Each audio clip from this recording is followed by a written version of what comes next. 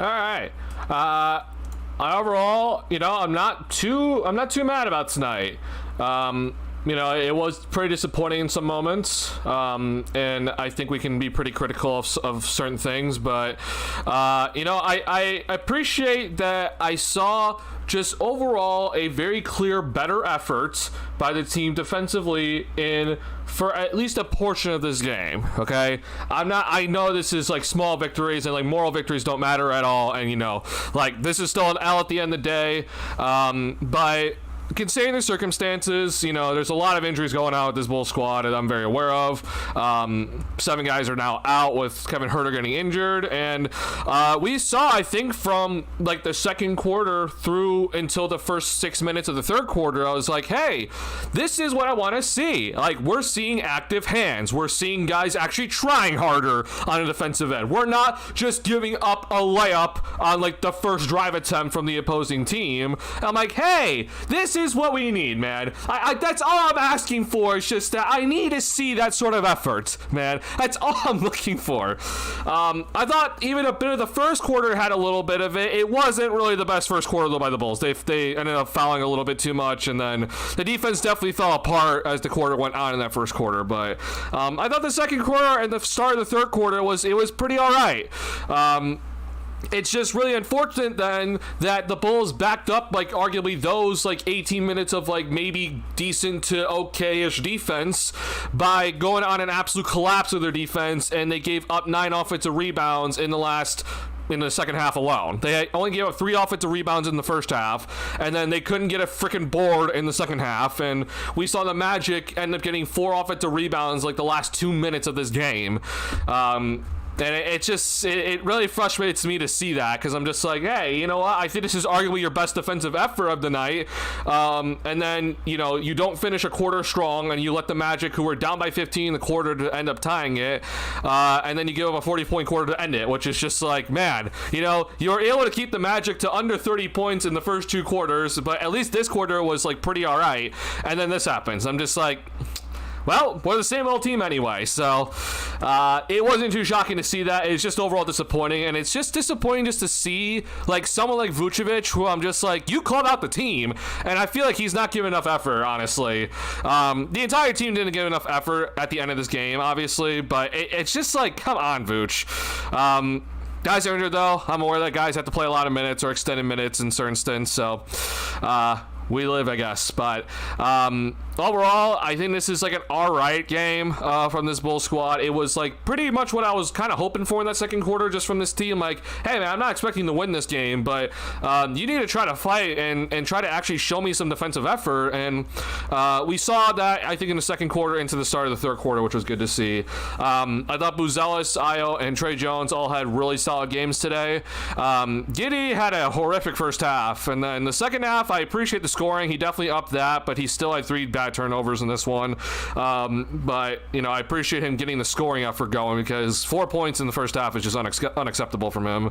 But, all things considered, I think that we can really point to these guys pretty much just kind of listed here, for the most part. Maybe not really this guy in the defensive end, but they gave a decent chance at this. This guy is still ass. I don't know what to do about P. Will at this point, but Huerter is injured now, so the Bulls' injuries just continue to stack up on them. But we'll be going over this game for this post-game stream, obviously. I want to talk about a couple of plays that I think we need to kind of look at. Need to see some better overall just effort in some areas, but then we also saw some good overall offensive moments. I thought Buzelis had some highlights in this one, which is great to see. I'm very happy to see that Buzelis got the ball in this game, for God freaking sake. I'm willing to live with the bad stuff with Buzelis, man, but when he, in a game like this where he's having some razzle-dazzle moves and he's actually doing well in some pick-and-roll opportunities, you might as well keep going to him. And he ended up getting the most shots in the game, which is what we need to see. He also, I thought was fantastic defensively, especially against Franz Wagner tonight. So I really want to give Buzelis his props after having some pretty recent struggles, and it's been a little bit of a downturn for him, but he had a really nice game today, especially against some very solid defensive players in, Jonathan Isaac, Franz Wagner, and others. Like, I think that this is a really positive sign to see from Buzelis. I just hope that Billy is just gonna I'm more concerned that tonight was the reason why Buzelis got the ball more was more out of necessity versus him getting the ball because Billy decided, like, yeah, you know what, let's actually try this out for once. I think it was more out of necessity, but I'll take the possessions for Buzelis anytime I can get it. He needs more opportunities. Like, I am willing to live with all the failures if he's able to get these on-ball opportunities, and we saw a run in the second quarter where it was just like, it was very solid play. It was very solid play from Buzelis, and he got the ball consistently in like 3 possessions in a row. I was just like, wow, hey, look at that. Look what happens when you give Buzelis a chance to actually kind of run up some plays here. It's incredible, and I honestly thought he probably could have had more opportunities, but in the end, unfortunately, the lack of depth right now for this Bulls team, which is funny to say that because usually we're the team that has depth. It's been definitely a little bit haunting right now. A lot of guys out. Now Herter's out with an adductor issue, that's not good. Kobe White has a calf injury, and it's not the calf that he was injured with before, so that's not good. And unfortunately, Noah Senge, who would definitely be playing right now, is not available right now. So a lot of issues going on. So we're gonna go over the post game here, talk about this game, obviously. Talk about Kobe White's injury that we need to discuss here, and then now Kevin Herter's injury. I'm hoping Trey Jones is okay also. He rolled his ankle. And then I want to talk about the Anthony Davis stuff that came out today because, dear Lord, that nearly gave me a heart attack, but we got to talk about that in this stream. But before we get into it all, make sure to hit the like button and stream. Excuse me. And please subscribe to the channel if you like Bulls content. I am doing Bulls content all season long. Glad to see the chat is up and running already. Another Bulls L here, but like I can kind of live a little bit better about this Bulls L compared to us losing to teams that had 4 wins or less when we played them. Like, losing to the Hornets, Pacers, and Pelicans in the fashion that we did is just, I was very disappointing to see. This Magic team is obviously better than us, and yes, they don't have Banchero, but they've been rolling a lot recently, even without Banchero. And so to see the Bulls with their current issues right now with the injuries and, defensively they've had a lot of issues. Like, we saw some decent defensive moments tonight, and that's at least a step in the right direction. They gave it a good go, and I think that's honestly, that's kind of it for what we can just kind of expect tonight. They had a chance to win it. Unfortunately, they didn't. Definitely some things I think we could be critical about still, but we have some positive things tonight, I think, so we could definitely talk about it. That was a game that was played. It definitely, I think down the stretch of this one, I'm going to be pretty negative overall. Like, the last 10 minutes of this game was pretty awful, but I would argue the last 18 minutes when the Magic went on that run to end the third quarter. But I want to talk about some positives though. I think that there's some good stuff that helps for the future in this game, which is good to see. Guys, not negative, bro. Patrick, since his better start, has just been terrible. I was even shocked he even got 18 minutes in this game. I know that there's not many better options, but I don't know. Julian Phillips even got 20 minutes in this one, and I'm like, hey, you know what? I think he could have arguably played more, but I understand that Phillips also started the second half, so it was all weird. But maybe Emmanuel Miller should have gotten more minutes. Also down the stretch, we got out-muscled. This team needs the Breakfast Club. Hey, man, it's just so annoying. I have a lot of arguments with a lot of people when it comes to Vucevic, and Vuce is just a terrible rebounder, man. For a guy his size at center, I guess I shouldn't say terrible, but people act as if this guy is an insanely good rebounder, and he's just not. This double machine BS is just okay, I don't want to hear it. He's not the best rebounder. He's honestly, at best, he's average as a center. It's frustrating to see him just kind of get out muscled and just outworked, and then this goes for everybody as well down the stretch of this game where they just give up offensive rebounds. But I honestly was just annoyed just seeing that everybody was not all 5 of us were crashing the glass somehow. There's no point in us running out in the last 5 minutes of crunch time because the game is slowed down anyway. So you might as well all just crash the glass, and the Bulls didn't do a good enough job of that. We were also small though. It was Io, Trey Jones, and out there along with Giddey, Buzelis, and Vooch. Obviously not the smallest lineup, but you usually see us a little bit bigger out there. So I don't know if that played a factor. Magic are obviously bigger than us for most of like their positions. So, but still, I do think that they definitely need to get the rebound better in the last bits of this game. Positives, they play better. They play a little bit better. They definitely played a little bit better in this one. I give them their credit there. Booz had a good game. Yeah, I think this is probably the biggest like win out of this game. Like, I mean, being guarded by Jonathan Isaac's no joke. I want to make that clear. Like, I think that being guarded by Jonathan Isaac is a very tough thing to deal with, and I think Booz did a decent job, and I appreciate that. Billy's rotations kill multiple momentum moments for us and actually gave it to the Magic. That's basically every night when we lose leads. To his defense, so he's probably waiting for DeRozan to pop up and save this game again. So I'm gonna don't get me wrong, this is not me becoming a Billy fan or anything. I'm gonna defend him a little bit tonight because losing Herter sucks, which I mean he hasn't really played well recently, but I don't know. But honestly, the Bulls really didn't have a lot. We don't have a lot of guys right now. I do think Ulbrich maybe should have gotten more minutes, but he also had 4 fouls. So I think that Billy's options were a little bit limited. I will say, though, that there was definitely a lineup out there in that third quarter when the Magic were going on that run and everything that I was just it was both Ayo and Trey Jones went to the bench, and it was a little bit too much on Giddey's shoulders, and I think that was a mistake. And this was also Buzelis, I think it was maybe Buzelis checked in a little bit later, but there has to be someone else out there to also be reliable with the ball in their hands, or even just put in Javon Carter just for shooting.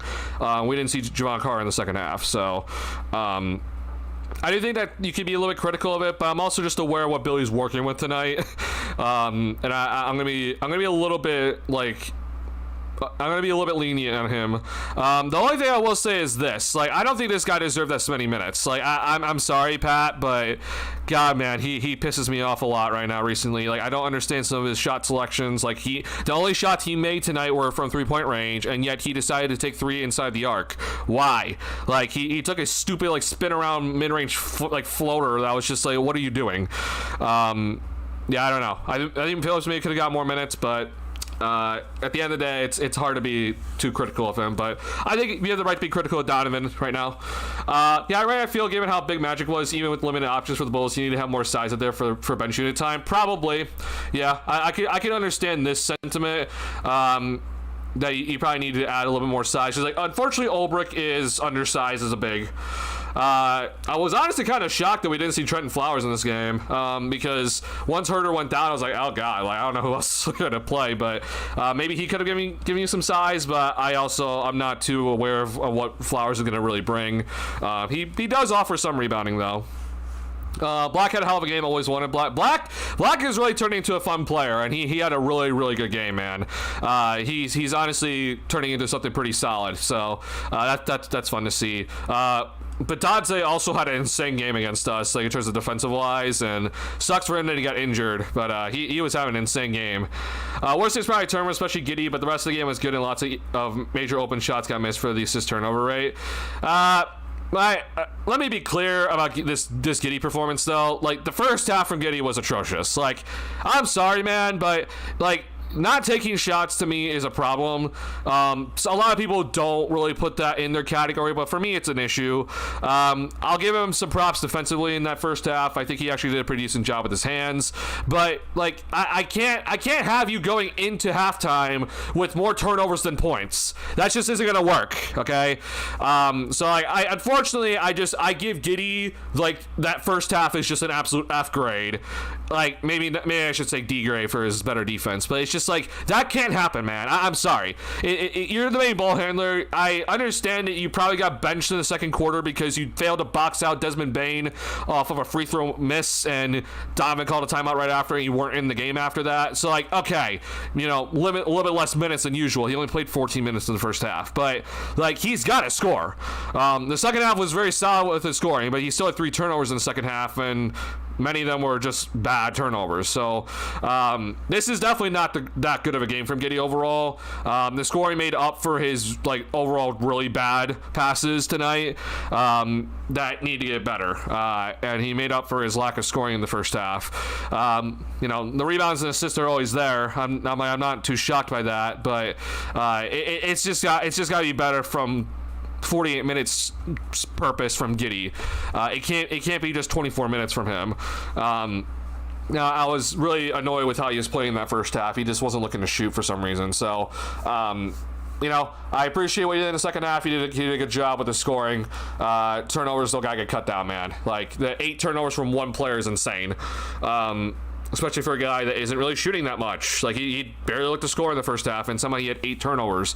That's ridiculous. Like, I don't really even care about the assists in that first half. Like, I think he had 6 assists, or maybe it was 5 assists in that first half, but he also had 5 turnovers. Like, that's ridiculous. I'm sorry. I don't care if it was Mr. Made shot. Like, that is just an insane amount to have, and you have 4 points. Like, we gotta be better, man. That's just how it has to go. And like, for people wondering, like, oh, is this me being too harsh? Like, no. Like, he's supposed to be the best player on this team, and yet he had 4 points and 5 turnovers at halftime. I'm just like, come on, we gotta be better than this, man. So good job in the second half, though. Learn on injuries too. Banchero, for example, effort was better. To be fair, I did effort was better in this one. I give him some props for, again, there's a lot going on, but yeah, the last like 5 minutes, like our crunch time, or just in general the fourth quarter, it was not good enough effort. The effort overall for the game was better than what we've been seeing, but the fourth quarter was not good enough effort. We need to be better. Might get getting a boost this one, which is a ray of hope given how he has actually been this season. I think people need to actually like start respecting what Buzelis has done these last 2 games. Like, Buzelis went out there and he got 11 rebounds in that Pacers game. He didn't have like the overall best game, but he had 11 rebounds, okay, and 3 block shots. Tonight he had 3 block shots, 2 steals, 6 rebounds, and had a lot of really solid moments on the offensive end as well. Probably should have had a turnover, end up not being a turnover, but it's only 1. Like, I think we need to be respectful for what he has done, because we've been asking for him to be an overall just more complete player, and he's done that. Like, and obviously then tonight he put it together offensively. So positive signs for Buzelis overall. I'm hoping to see like this sort of stuff, a little bit more. Like these, like 5 stocks in the game is great.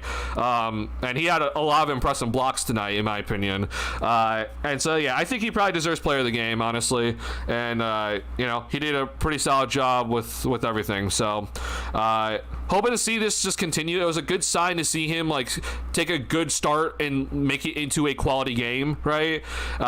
We just have to do that more consistently from now on if he gets off to that good start, and make sure, if you're Billy, to make sure that he gets the ball, because for God's sake, like, it's incredible what can happen if you actually give him time to develop here and actually try to give him some on-ball opportunities. And guess what? He was still playing the 4. He still was able to get these opportunities on ball. Don't know why it's such an issue, but we gotta find ways to make sure that happens consistently. I'm hoping to see it. Once said it once, I'll say it a million times. Hey, AK for putting us through Vooch for 5 straight years. In what world did you think you could build a good defense around his slow-footed? I mean, bro, I have many questions still. I mean, hey, I'm even questioning myself from, like, many years ago about the trade, about why I was happy about it. More angry about losing 4 in a row than I am in tonight's game. Actually, a good team unlike the Hornets and Pelicans, for sure. I'm definitely more pissed off at the fact that it's just like, you lost games that you should not have lost. Like, you had more guys available in these games, and you lost those games, and in terrible fashion, by the way. Like, no defense in either the Pelicans or the Hornets game.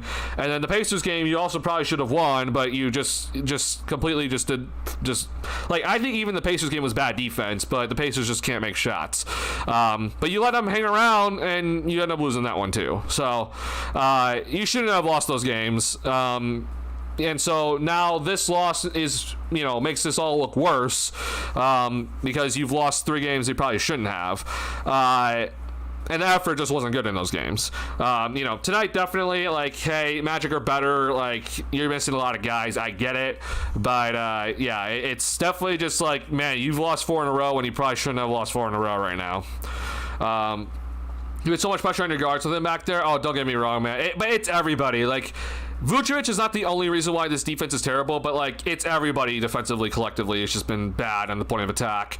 That last 18 minutes, bro, defensively was just like, God, everything just fell apart, man.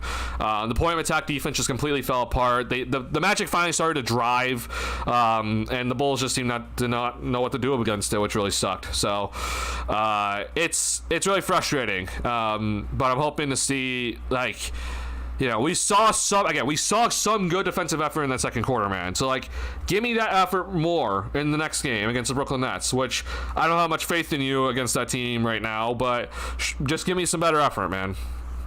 They really crowded passing lanes, so Booz being able to use his possessions well paid off big time for sure. I think Buzelis was able to pay off on some pretty key possessions. You can tell what kind of coach Billy is for all the BS he calls as ATO plays. Okay, yeah, bro, these ATO plays, man.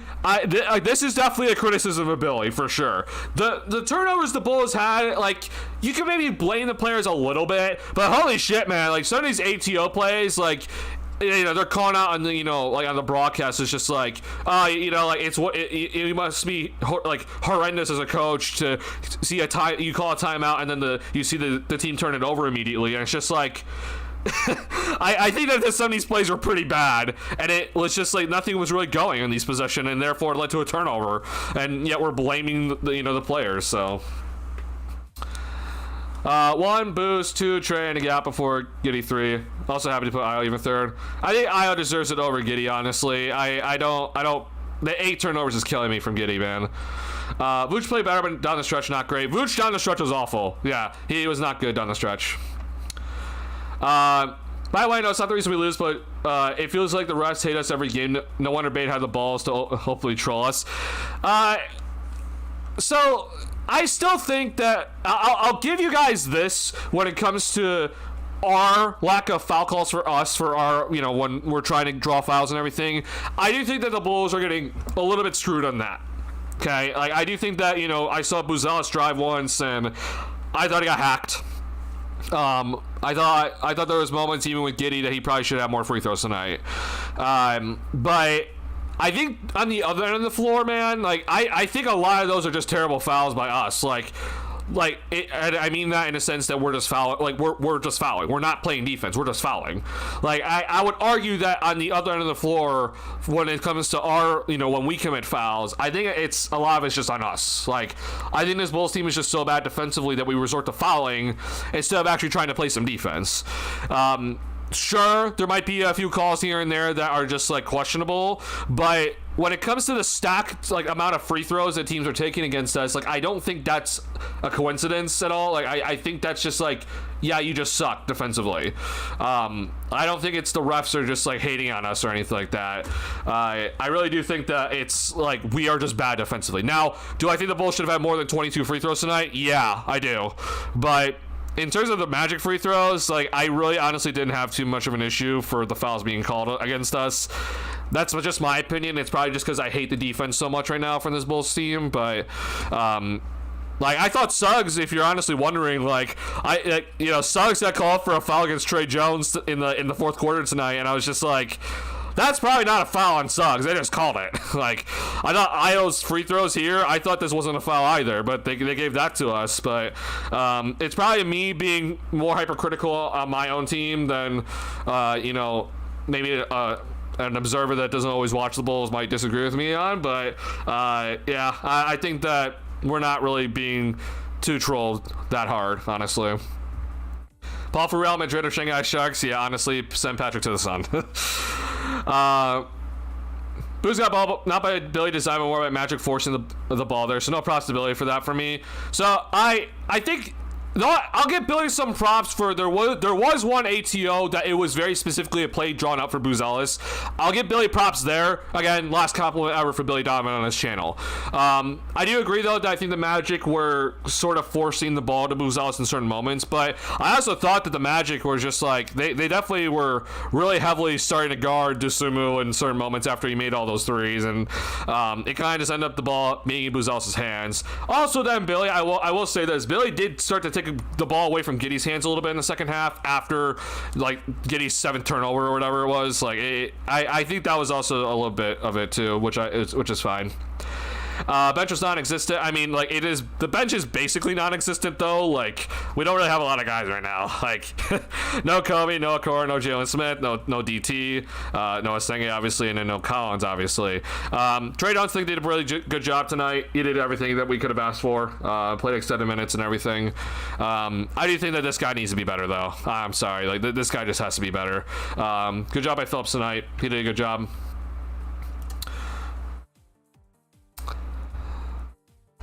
Real Madrid ain't no bums. Yeah, honestly, yeah, he has to go to Shanghai Sharks then. Like, no matter what, like he's too good for Real Madrid. No, it's so did the stat sheet already bench. Yeah, I get it. It's just like there's just not a lot here right now. Could Javon Carter have played better? Yeah. Could Ulrich maybe have played better? Yeah. Could People have played better? For sure. But I think it's just like it's hard right now. We're playing two-way guys at this moment. Do I think though when it comes to then the guys in the starting lineup though, like do I have a high overall level of that I hope that they're hitting consistently, like the guys that are consistently in the rotation? Yeah, like Patrick Williams is going to hold to a higher standard than Julian Phillips or Emmanuel Miller, and especially the guys that are starting, like I hold them to a high standard, which is the reason why I was pretty pissed off in that Pacers game, because I thought in that Pacers game a lot of the stars didn't really show up like that well. So I hold guys to certain standards here. But yeah, for these guys though, like Ulrich, Carter, Miller, like I have a hard time being too critical of them. They probably need to find ways to be better, especially if they're trying to stay in the NBA right now. But I do think that it's hard to hold them to like such a high standard right now when they're supposed to be in the G League mostly. So teams really love side of the ball starting in giddy hands and then downhill. So having the second option there, which can be off to be Trey first out, is big for Booz. Yeah, I do think that Buzelis, like, he definitely was looked at as a on-ball creator tonight in a sense. Again, it could have just been the Magic forcing it to happen, or maybe Billy was doing a little bit better, or the guys just found him better. I don't know. But make sure he gets. I don't care. Just make sure he gets the ball. Like, he did a good job tonight, and I gotta give him his props. Like others have already mentioned, it was the Magic who basically forced us to go to Buzelis, nothing to do with Gummavan. Fair enough. Yeah. If it's not Billy Donovan in your guys' eyes, and like I also would mostly agree with that. I will show a play though that it was very clearly a Billy Donovan play call. So again, like I'm gonna give him his credit there. Last positive thing ever. But like I want to make this clear though, like he did have one play drawn up for Buzelis, and I want to give him his props there. But yeah, it needs to be more though. In my opinion. Yeah, Pat. Bulls played a competition, so they may lose to a G League team or the WNBA squads. You also beat OKC somehow. If we beat Oklahoma City, I'm gonna lose my mind if we somehow beat OKC. OKC, it must be like Shea is like not like Shea is sick and had like this worst game of his career or worst game since his second season or something like that for that to happen. Like J-Dub's back now. Homegrown is like arguably defensive player of the year at this point. Like if the Bulls beat OKC, but then find a way to lose to Brooklyn on Wednesday, I want to lose my mind. Like, brother, don't do that. Like that, I just be bad, man. I think the Bulls. I mean, at least in my opinion right now, like I don't really care about the Bulls winning at all. Honestly, losing is probably best. The Bulls probably should be like an 11 seed at this moment in time, but the Bucks also lost tonight somehow to the Wizards, and yes, Giannis was playing. So the Bucks are also on the downward trend after a decent start to the year. But yeah, I just lose to OKC. I don't think winning that game does us any favors, honestly.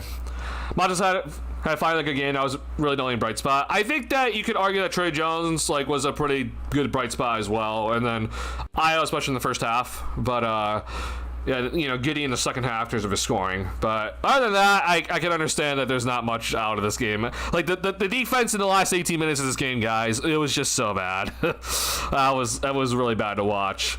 Not worried about an AD trade. This team is too addicted to mid to make any risky moves. AD is definitely a risky move. So let me make this argument to you right now, Ryan. What if I would argue that I think this team is just terrible? Like, I think this team is just terribly bad. We gave up 120 points again tonight. So we're restarting the streak of giving up 120 points in consecutive games.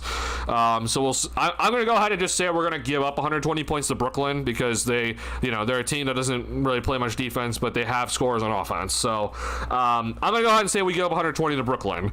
But either way, I just think this team is bad. Like, I think this team is actually just terrible. And like we're losing to some of the worst teams in the league right now. They're either trying to tank or also just suck. So what if I would argue that, let's say if you do trade for Anthony Davis, it actually makes the team mid. what do you think about that then? Because if your argument is that the Bulls are too addicted to being mid, well, right now I would argue that they're actually less than mid. I think that they're just bad. So trading for Anthony Davis, I think that actually gets into the mid category, which makes it, I think, something that the Bulls are heavily considering right now, because it's going to be just enough to keep the fans engaged. Another Chicago player coming in to play for the Chicago Bulls, like, oh, amazing, it's going to sell many tickets. And it makes the Bulls like a little bit better defensively, which is an area they're really lacking right now. Again, this is assuming that he stays healthy. And it'll give the Bulls another 20-point per game score, again, if he stays healthy. It doesn't fix the defense completely. Like, the Bulls are going to still have defensive issues. And it also really limits the spacing on offense. But sure, you have to play a different style. But it might get you some more wins, though, compared to where I think the Bulls are heading right now. Because, like, right now, the projection for the Bulls is, like, I think it's 36 wins now. It was, 5-0 start. The Bulls were up, like, I think they were projected 40 wins. But now, with how they've played and things are starting to even out and everything, and it's like it looks like the Bulls are projected to get like 36 wins, maybe it's 35, which is obviously way below 500. So what if AD makes you closer to 500 and make sure you hit at least 39 wins this season again? Like, that's my only thing. I think this Bulls front office is heavily considering it, and I'm going to be losing my mind when it does happen. Because I know that this wasn't from Shams or it wasn't from Casey Johnson, but I trust Jamal Collier. Like, he works for ESPN. I don't think he would just kind of randomly just give that out unless he was like actually told by a source that he trusts. So I'm really concerned. That's all I'm gonna say. AHL make the Bulls worse, getting the roster for a guy who probably won't play. It's not just this part. It's the fact that the Bulls are gonna have to be like, first and foremost, it seems like the Bulls are trying not to gut the roster. Like they've in the article it said that they're not willing to trade this is me just kind of rephrasing it all, but it seems like they're not willing to trade Giddey, Kobe, Buzelis, or Asenge. Okay, so if an Anthony Davis trade does happen, it most likely seems that none of those four guys are going. Keep in mind, I did not list Io in that list, so there's a chance that Io could be going, which is gonna piss me off if that's what we do. But either way, the problem with getting Anthony Davis for this team is the fact that he has a limited amount of years left of good play. Like, that's the issue with Anthony Davis, is that, like, he's going to be 33 this season. His good years, okay, like, they're limited. He's a big that relies on athleticism. He does not shoot the ball well. His good years, especially defensively, are limited. And so, if you're going to trade for Anthony Davis, it's a win-now move. You don't have time to wait. You don't have time to wait for guys to develop. You don't have time to wait to try to get the team together, okay? It is now or never if you're going to trade for Anthony Davis. And this Bulls team very clearly, at least from my opinion and from many others, especially in this chat right now, like, this team is nowhere near an Anthony Davis away from being a contender, okay? And in my opinion, I think only getting Anthony Davis is just going to make you be mid. And you don't have time, at least in my opinion, to be waiting around for guys like Buzelis, Asenge, and and Giddey Kobe to a certain extent to develop. Like, you just don't. And so getting Anthony Davis now makes absolutely no sense whatsoever, because you're gonna have to be like speeding up everything, but you can't speed up development. It's hard to do.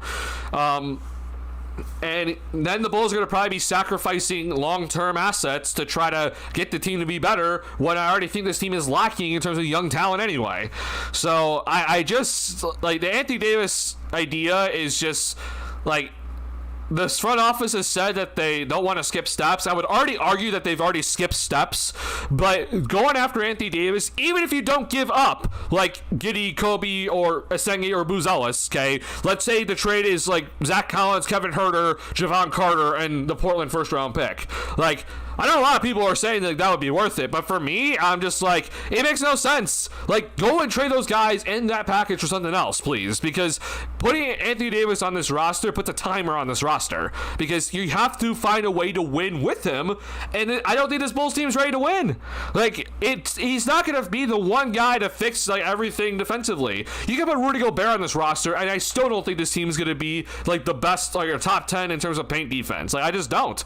Like, I think that you are severely lacking in many areas on this roster, not just in terms of like, oh, there's a massive hole in the interior, but also on the perimeter, there's just not enough defensive guys.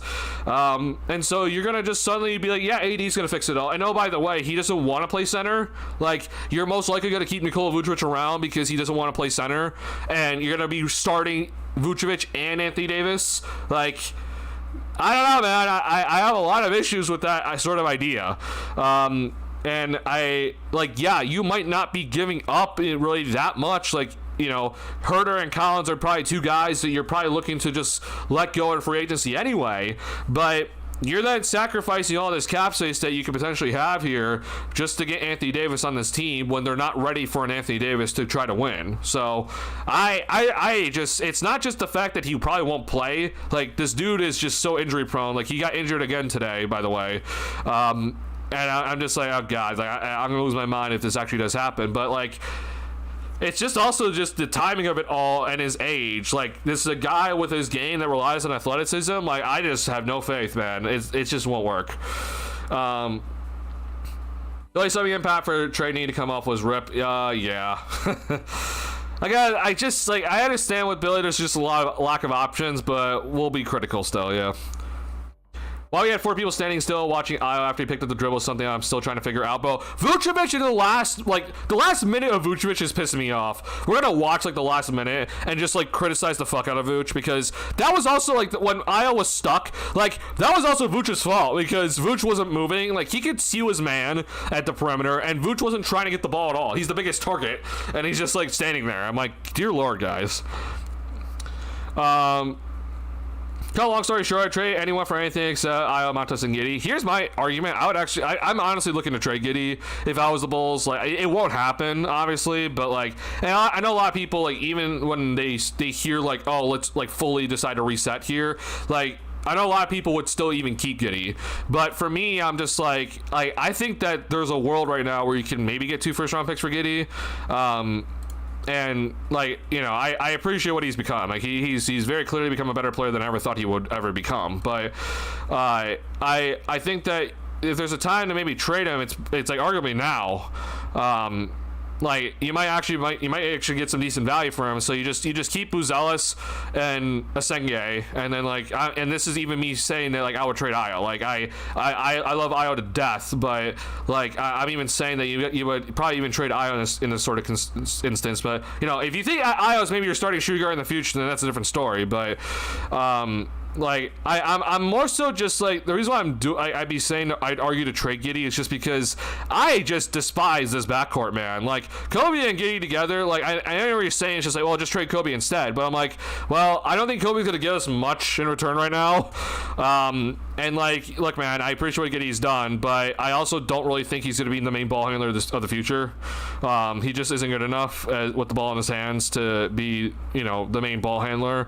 And so if you actually trade Giddey, like, it actually like makes you like fully tank, and then hopefully, you know, you get like, you know, the next ball handler for this team.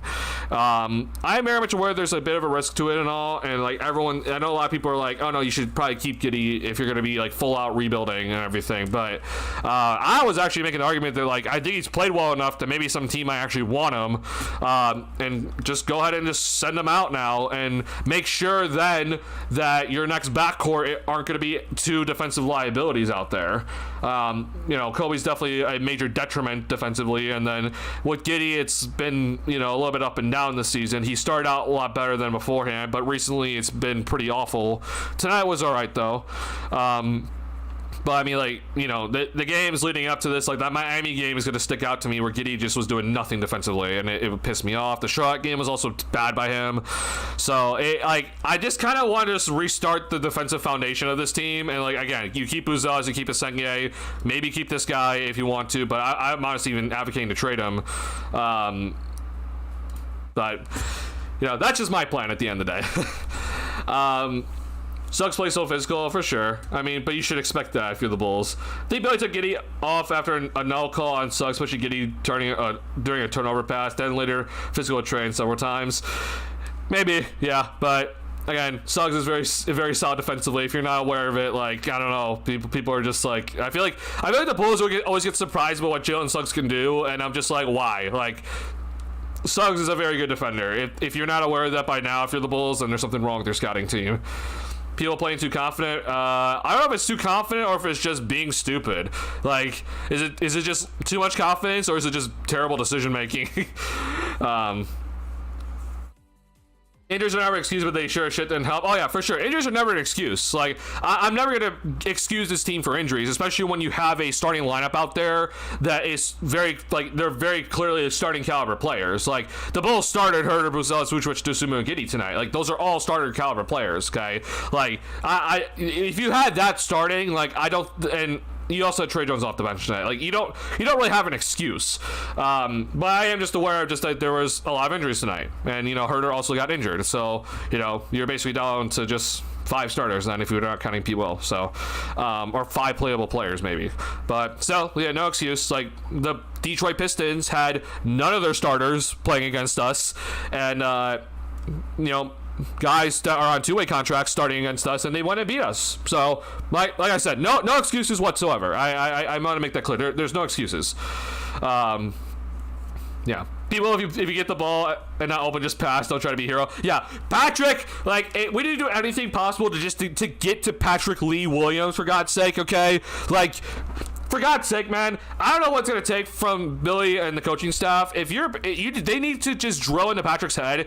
If he's not open for a 3-point shot, pass it. Don't drive. Never drive. Never drive. Never drive. Never, ever, ever drive. It doesn't end up being good at all. He has been flat out horrible when he decides to drive the basketball. He's missing layups. He's missing shots, like his floater shot or whatever, and he'll hit a mid-range maybe every now and then. He turns it over way too much. Like, dear Lord, don't drive the basketball. Never drive the basketball if you're Patrick Williams. Just shoot threes, and that's it.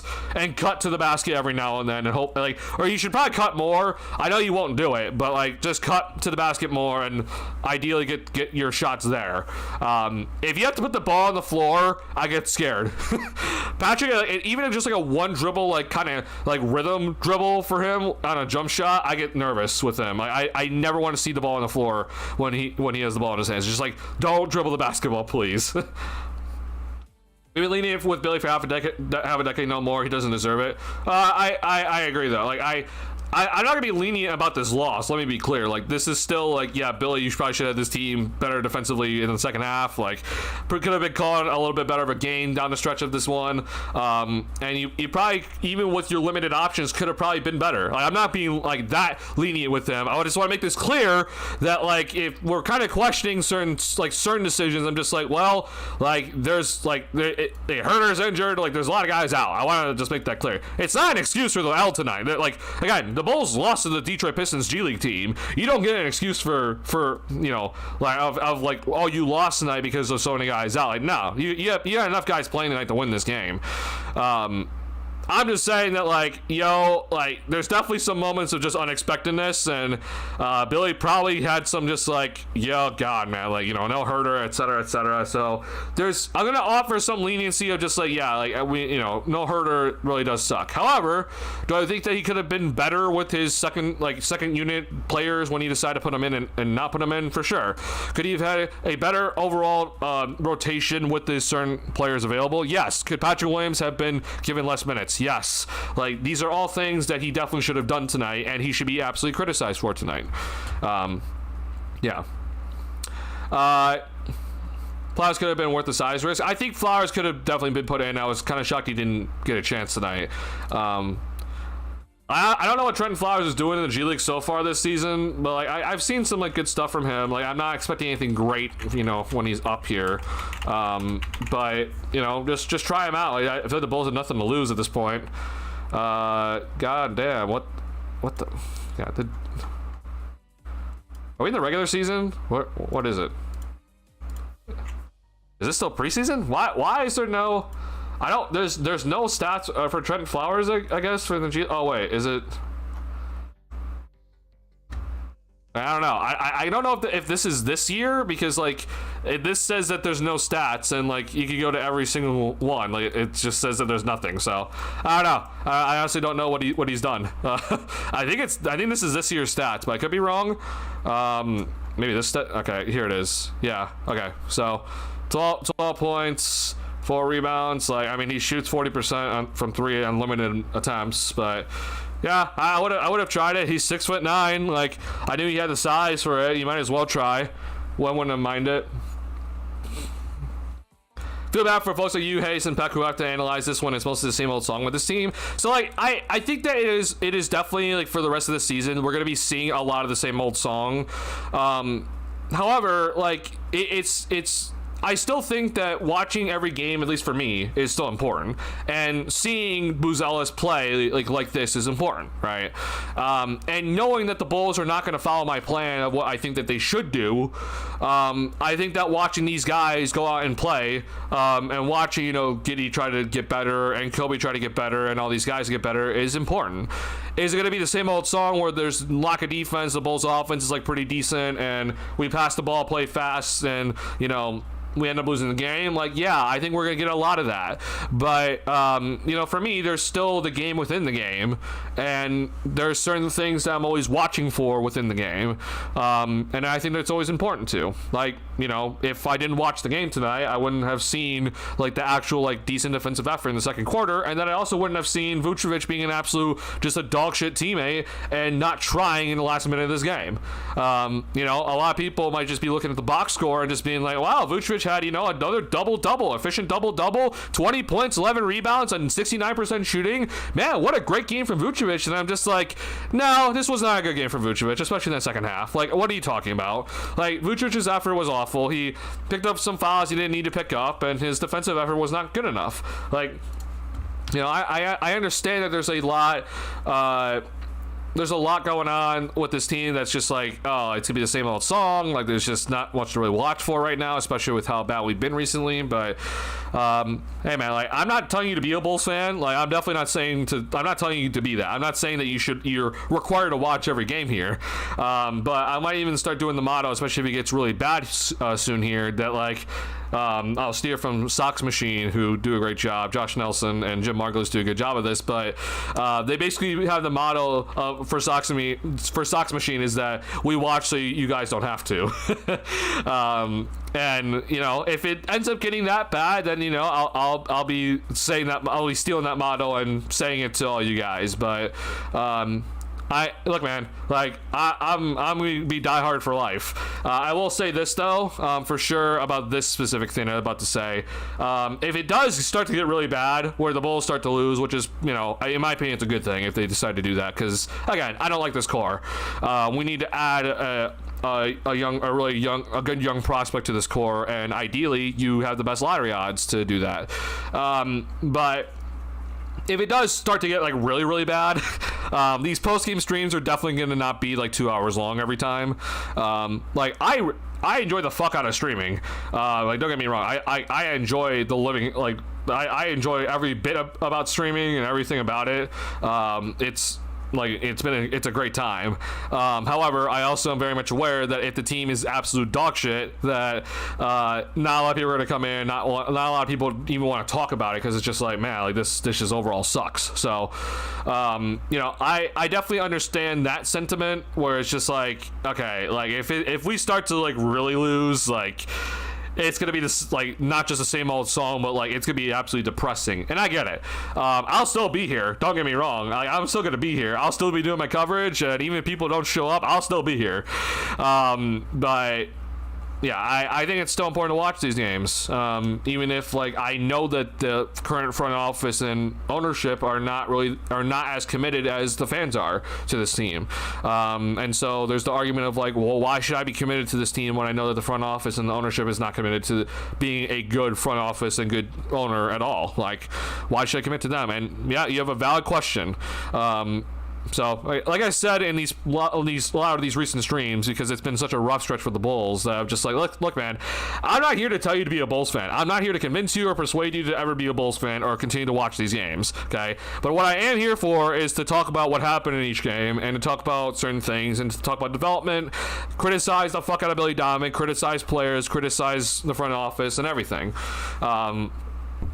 And so if you're here for the ride with me, then, hey, welcome on in, and I'm glad to chat with you. It's going to be a lot of rough talks. We're going to probably be saying a lot of same shit a lot, but, like, we still get to talk basketball, and I think that it's a privilege to be talking basketball, even though it's such a shit team right now with our Bulls team right now. It's a horrible time. But, you know, I'm privileged to even be in this position to be having a chat that I know is going to come in and talk basketball after every Bulls game. Like, I am privileged to have that. So I don't want to waste it, and I want to continue talking basketball even if the Bulls are just a tragedy. And so I'll be here. We'll continue to talk. I'll continue to do film breakdown, and we'll continue to always be talking about these games even though they might be painful. But I will say, though, again, like, if it does start to get really shit, like, we're going to be limiting the amount of time we are doing post-game streams in terms of just overall time. I will also say this, by the way, my plan for it's going to be starting in end of January, and it's going to go basically until the end of the year. There's going to definitely be in January through the rest of the season.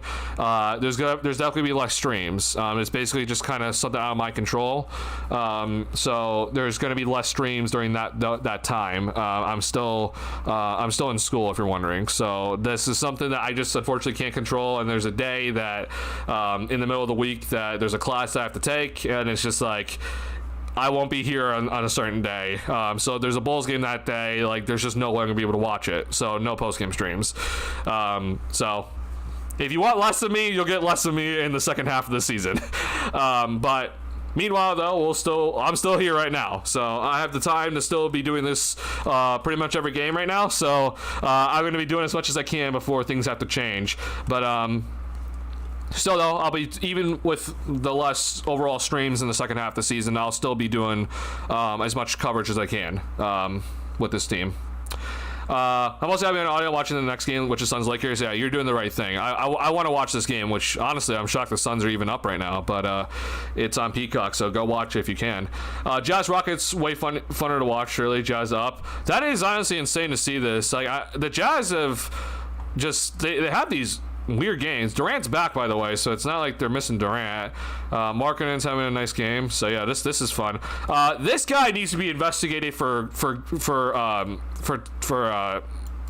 what's it called? Manipulating games because of gambling. His last game was so atrocious. Like, Keontae George has had a very solid year, like, numbers wise, not always efficiency wise, but his last game was one of the worst games I've ever seen, and I'm just like, what the fuck? It looked like he was intentionally throwing. So NBA get onto that, but he's redeemed himself tonight. How many turnovers came from timeouts plays? Was it all of them? It wasn't all of them. Like, there was definitely a timeout where it led to a Bazala's bucket, but I counted at least 3 tonight where after a timeout, and this is after like a Bulls timeout or a scheduled timeout, and the Bulls turned it over immediately, which is just ridiculous. So yeah.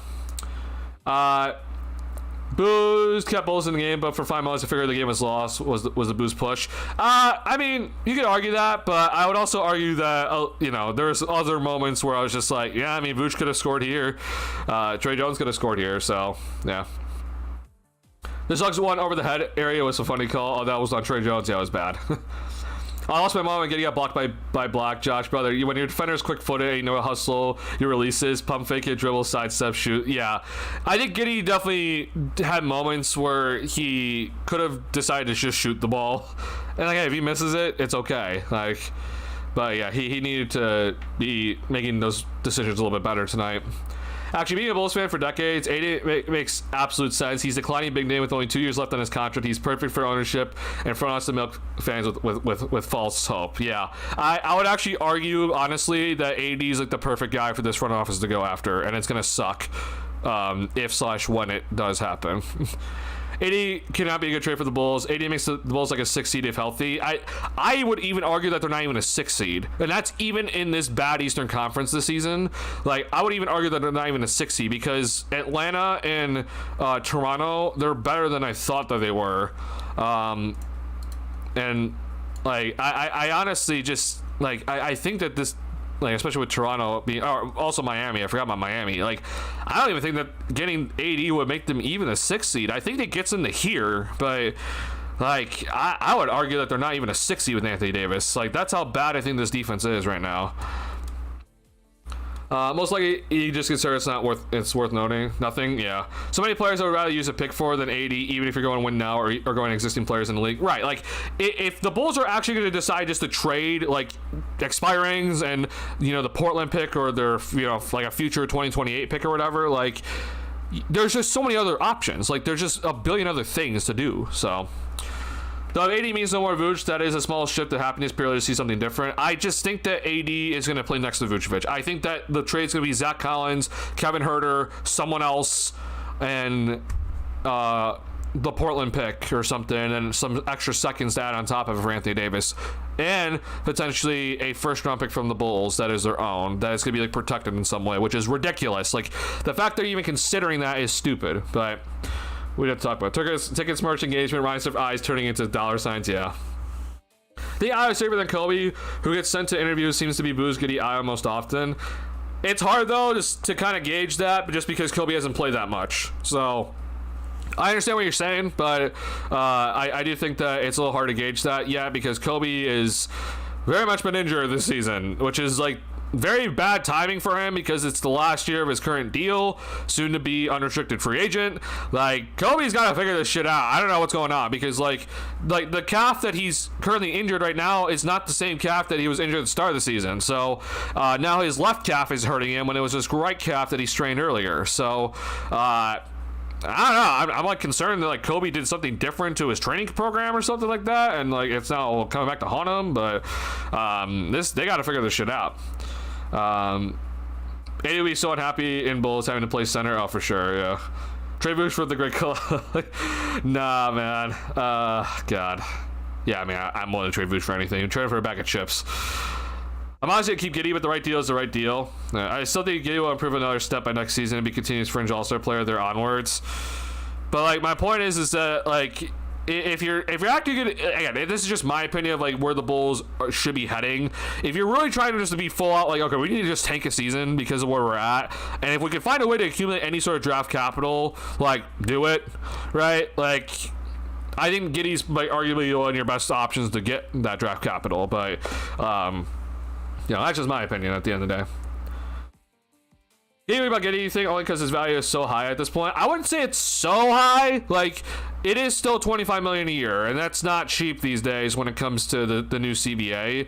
But what I do think, though, is that this is by far his best shooting season to start, right? And he's putting up career numbers so far. So, like, this is probably arguably the highest his value will ever be. So if you're trying to say so high in terms of that, then yes. But I don't know if I'd call it like super high, like that he has like an immense trade value suddenly. I don't think he has that. I just think that a team that already has a number one, a very clear ball handler, could maybe look at Giddey and be like, hey, like, you know, maybe he can come in and be like a starting forward for the team and kind of be like a dynamic guy to kind of have on the squad or something. But don't really know where that's going to be. I do think that he's pretty limited in terms of where he could go, and because he does probably want the ball in his hands, and I feel like a lot of teams wouldn't give him the ball, so not really sure what this would be for him. But it is just a thought I've had, because like, again, this is just it's not, to be clear, this is not going to happen, but if I were the Bulls, I'd be definitely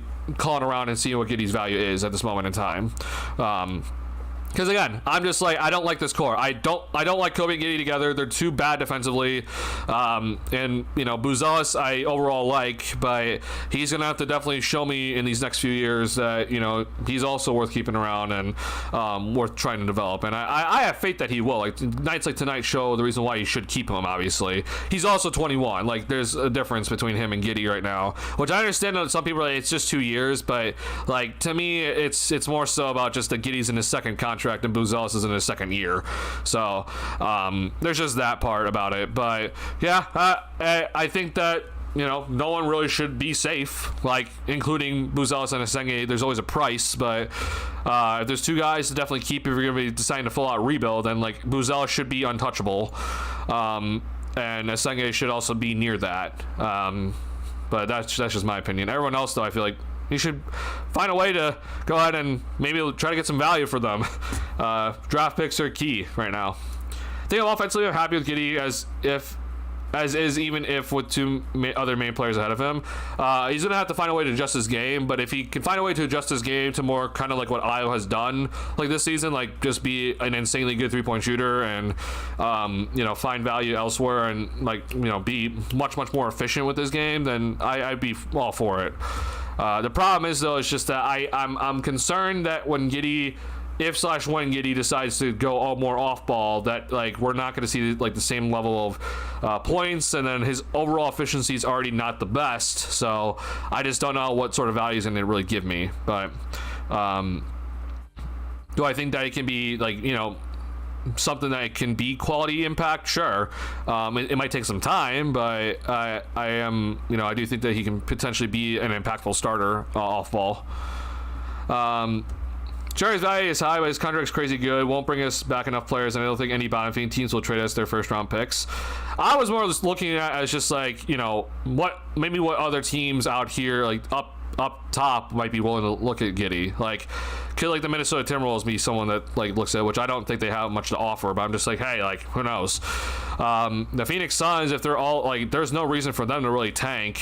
So I actually have to double check this. Did they trade back for their pick? I don't know, but like, there's no reason for the Phoenix Suns to actually like be bad. So if they want to maybe add Giddey, like I'm just throwing out ideas. They probably don't have much to offer either, though. So I don't know. It's just a thought. Looking back, this will be an interesting period in Bulls history. Hell, it kind of already is. It already is interesting, but in a bad way.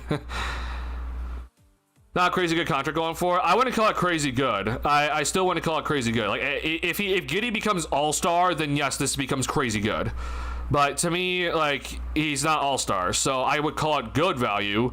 But it's not, to me, in my opinion, this isn't crazy good value for a guy that is just right now is a solid starter right now in this league. And arguably, you can argue right now he's borderline. But I went back, you could look back last stream, but I already went through the Eastern Conference All-Stars, and in my head at least, I have enough international players out west that I don't think Giddey's going to make it. And this is not me being like mean to Giddey. This is just me being objective, because I feel like there's 8 other international players right now that have been better than him, and their teams are winning. So I personally just don't think that Giddey's going to make the All-Star team, and so therefore it's just like, to me, it's just good value. It's not crazy good value, and you can argue that it is maybe very good value, but it's not super crazy good value as contract right now, at least in my opinion. Suggs elite defensively, yes. Last season I felt and still do he is the defensive glue, etc. for Magic. He definitely is the glue for the team that is necessary, because he's the ball. He's the guard that can have the ball in his hands, that can go make plays and not be so reliant on the two forwards, but also then be dynamic on the other end of the floor. Like, that's what makes Suggs so much of the glue for the team, and he's showing his value for sure this season once he kind of got back to full strength. So I would mainly hope Bulls make an earlier trade so they can see how that sits before the next trade closer to the deadline. I want December 15th to be the day the Bulls just tear it all down. It won't happen, though. I'm scared, man. I won't lie. The people, especially when he's putting the ball on the floor, gets stripped, bounce off the foot. Oh, God, man. It's just, you're naming everything. Oh, forgot the blocked. Yeah, you forgot when he gets blocked on a dunk attempt. Yeah. Nothing could ever happen from people putting the ball on the floor for sure. Yeah. Mavs up closing minutes to Denver is also a shock. Yeah, I was looking at this. It looks like the Mavericks actually just won against Denver. So Denver's missing Aaron Gordon and Christian Brown. And it's just been killing them. But Denver's defense is definitely just not as good as it was last season. So, hey, good game from Anthony Davis. He did get injured, though, I will say, that in this game. I don't know how long he was out for, but hey, good game for AD, I guess. So if you're buying AD stocks, here you go. Like, this is it. Like, yep, we're definitely going to be getting 32, 13, and 3 stocks every single game from him for sure. Yeah, he'll definitely be available to give us at least 65 of these games every single season. So yeah, I don't know. But yeah, the Nuggets defense is definitely worse than I thought it was going to be. AG being out is huge. You about to have to fee for sure. Hate to say this, but I want our guys to flop more. We play too fair that and to play physical defense like Caruso. If every one of our player gets ejected, then so be it. I would also take it. I would honestly take the fouls if I just saw the Bulls just giving better effort. But there's also a fine line between fouling and playing good defense, right?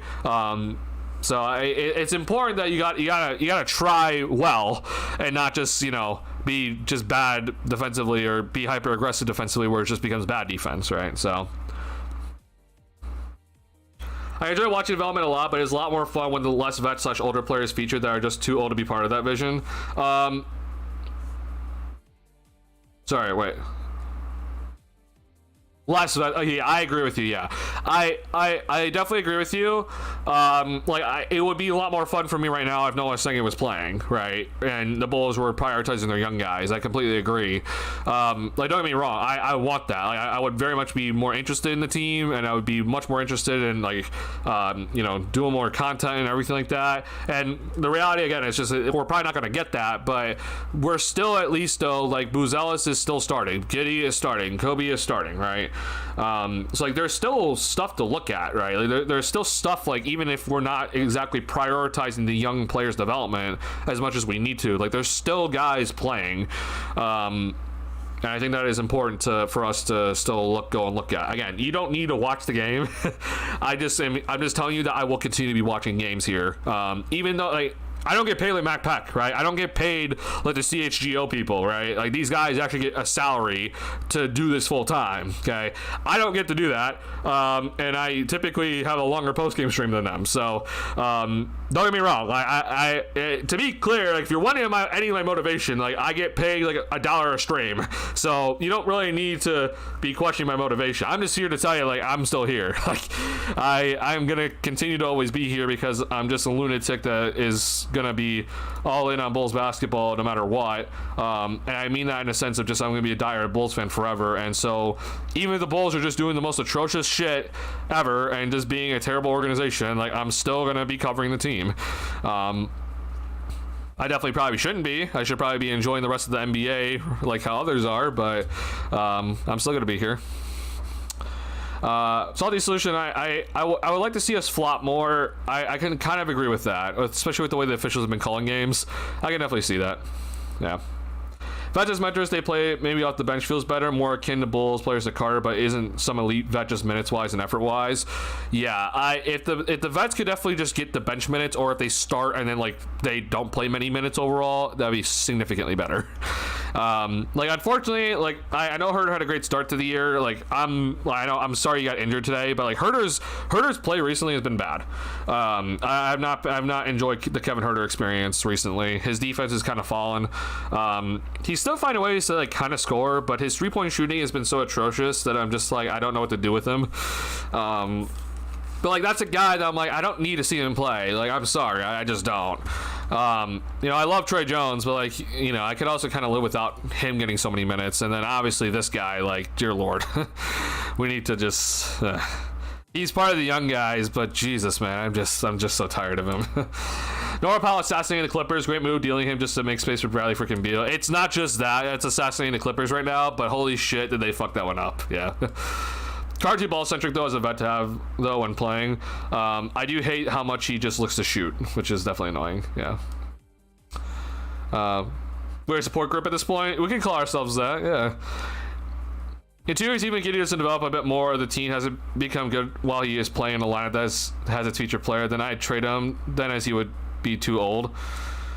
Okay, I'm just saying though that if you trade him in 2 years, he's gonna have less probably trade value then, and that's assuming that he's still playing this well, right? And if he's if there's a very clear someone above him in terms of like, ball handling responsibilities, then like I don't think he'll be playing this well in terms of the overall raw, points, rebounds, and assists. So I'm just making the point that like if you want to maximize Giddey's trade value, you might be looking to move him now. Because in 2 years, like, the teams give up less for a 2-year contract. So, maybe his overall contract value might increase in the, like, it's less money then compared to maybe now. But I'm just like, I still feel like that teams are going to be willing to give up more for a 4-year guaranteed versus a 2-year. But I don't know.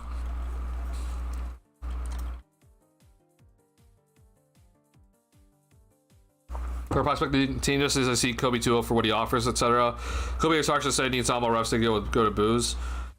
Like, so I don't think Kobe's too old for this team, honestly. But if you're gonna be full out like rebuilding, then there's probably the better arguments to just move him. But the way the Bulls handled him, it's frustrating. I don't like how they handled him at all. What do you mean, 25 in 2 years? Yes. Conte George feels like Crafty Gallen when he plays. That's a good way to describe him, yeah. Sometimes Conte feels closer to Cade or Harden style than others. He just seems like, I'm over it. Yeah, maybe an 8C with 80 fair. They might end up 8-10 anyway. I don't know, man. I don't know if the Bulls are even going to end up like 8-10 right now. Like, they should. But, like, if Milwaukee is just going to try, I feel like they're going to pass us right now at this point. And then, like, it'll be interesting to see what happens here because, like, did Charlotte lose tonight, by the way? If they lost tonight, then that's just ridiculous.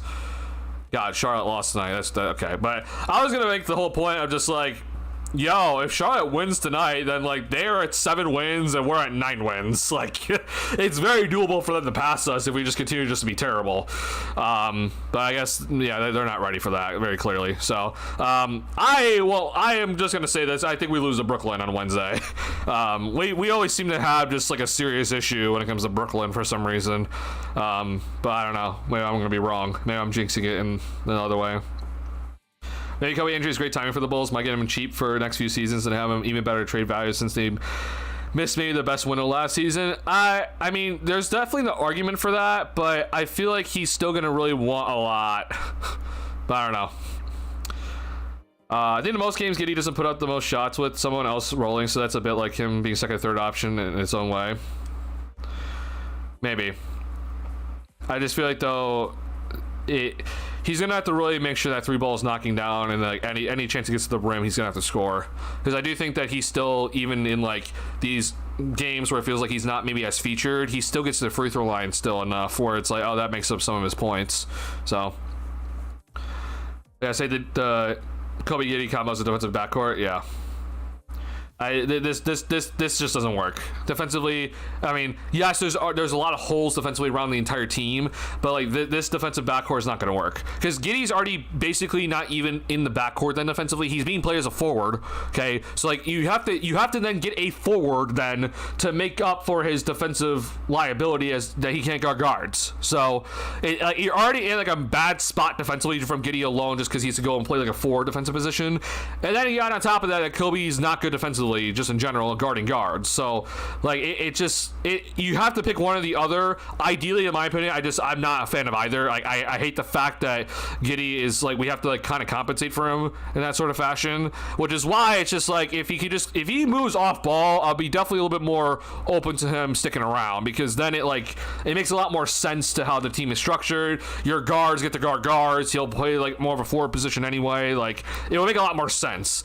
But I just like the defensive like whole kind of makeshifting of just like for a guy that is not a superstar, like it's hard for me to be like, yeah, we'll compensate for you defensively right now. Like obviously if I have a Luka Doncic, I'll compensate for him defensively, which meanwhile he's second in the league in charges drawn this season. So like I just, like he's even offering defensive stuff. He's also getting steals. Like if you want to argue that Luka Doncic is such a liability defensively compared to Giddey, I'm just like, you haven't watched this season. Like that's not me saying the Lakers are good defensively. They have holes, but like I would even argue that Luka's like found ways to like bring impact. With Giddey, it's just like, you know, early on this season, I thought he was finding some impact, but like recently, it's definitely been a lot of just like, yeah, he's not fighting over screens, like he's closing out of control. The one thing he does give though is the rebounding, thank God. So like, I don't like the compensating for a guy that is just not like an offensive superstar. It's hard for me to have that be part of the team moving forward, but you know, for others though, it's not that big of a deal. I'm maybe even argue that it's not as much of a defensive compensation. But like I said, if Giddey can move more off ball, then it'll make things a lot better, because then I know that you can go and get a backcourt that is solid defensively, and they're most likely also then going to be, one of them is going to probably be your main ball handler in the future then. Who's in the best prospect around, but he is worth it. He is definitely worth it. Like, he's definitely worth it. And sorry, I thought you said build around. Yeah, I'm not building around Buzelis by any means, but he definitely should be someone you keep for now, and see what you have in him. Yeah, Booz is great upside and is a good building block to keep. Yes, I completely agree. 6'7" players with characteristics Buzelis has. Don't grow on trees. Sorry, that syntax. Yeah, I agree. Like, Buzelis' like whole ball handling, his shot blocking, and his ability to shoot off or create shots off the dribble. Like, you have to keep it around. I'm not saying he's going to turn out to be this, you know, all-star, but you have to keep him around for sure. Because like, I don't think he's like this massive liability defensively either. And we saw obviously what he can do tonight. So.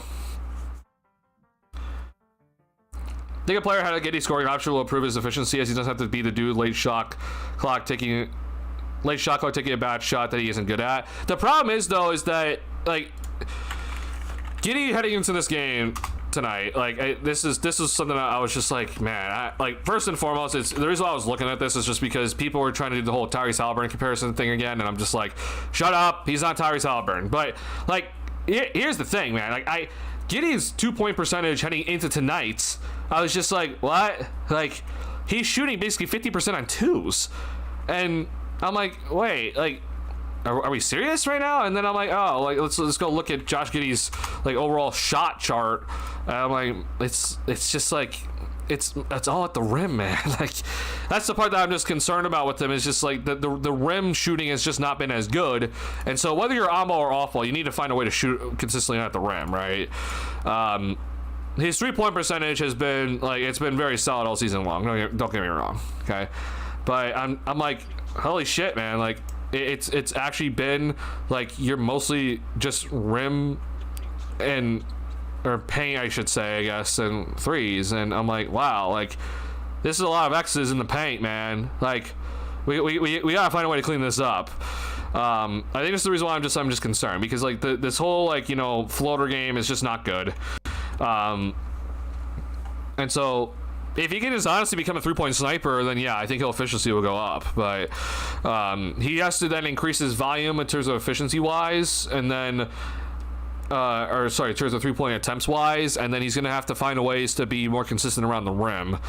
But like, I was just looking at this, I was just like, man, like this is like technically heading into tonight, this is a career low, or sorry, like second lowest of his career in terms of 2-point percentage, and compared to his rookie season. I'm like, how do we get to this point? So I don't know. This is just shocking to me. I was just like, man, like we're actually only shooting 50% on twos this season. Like, are we serious? You know, that obviously went up tonight, and thank God it did. But like, this is where I'm a little bit just concerned about his overall efficiency, man. We gotta find ways to get better overall from areas of the floor. This whole, you know, we gotta figure this out. I don't know. This is just me being critical of the guy with the ball in his hands. But I will also then say, and to Giddey's credit, like, he obviously has a lot of defense around him, and so, you know, I do think that there's definitely some shots around the rim this season that haven't exactly been the easiest, because, you know, defense is there. So if he's a little bit more off ball, ideally that should go up. In terms of the shooting percentage around the rim, because hopefully there's not going to be as much defense around him at that point. So hopefully, yeah.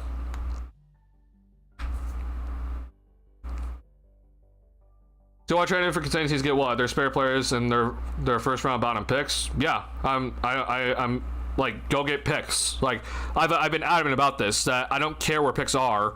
Like, if you can get first, go get first. Like, I don't think that's a major issue. I am very much aware that you're not going to go and get a top first-round pick out of this, but my point is that I don't think Giddey's an all-star right now, and people will disagree with me with that, but, like, even in the East, he's not an all-star to me.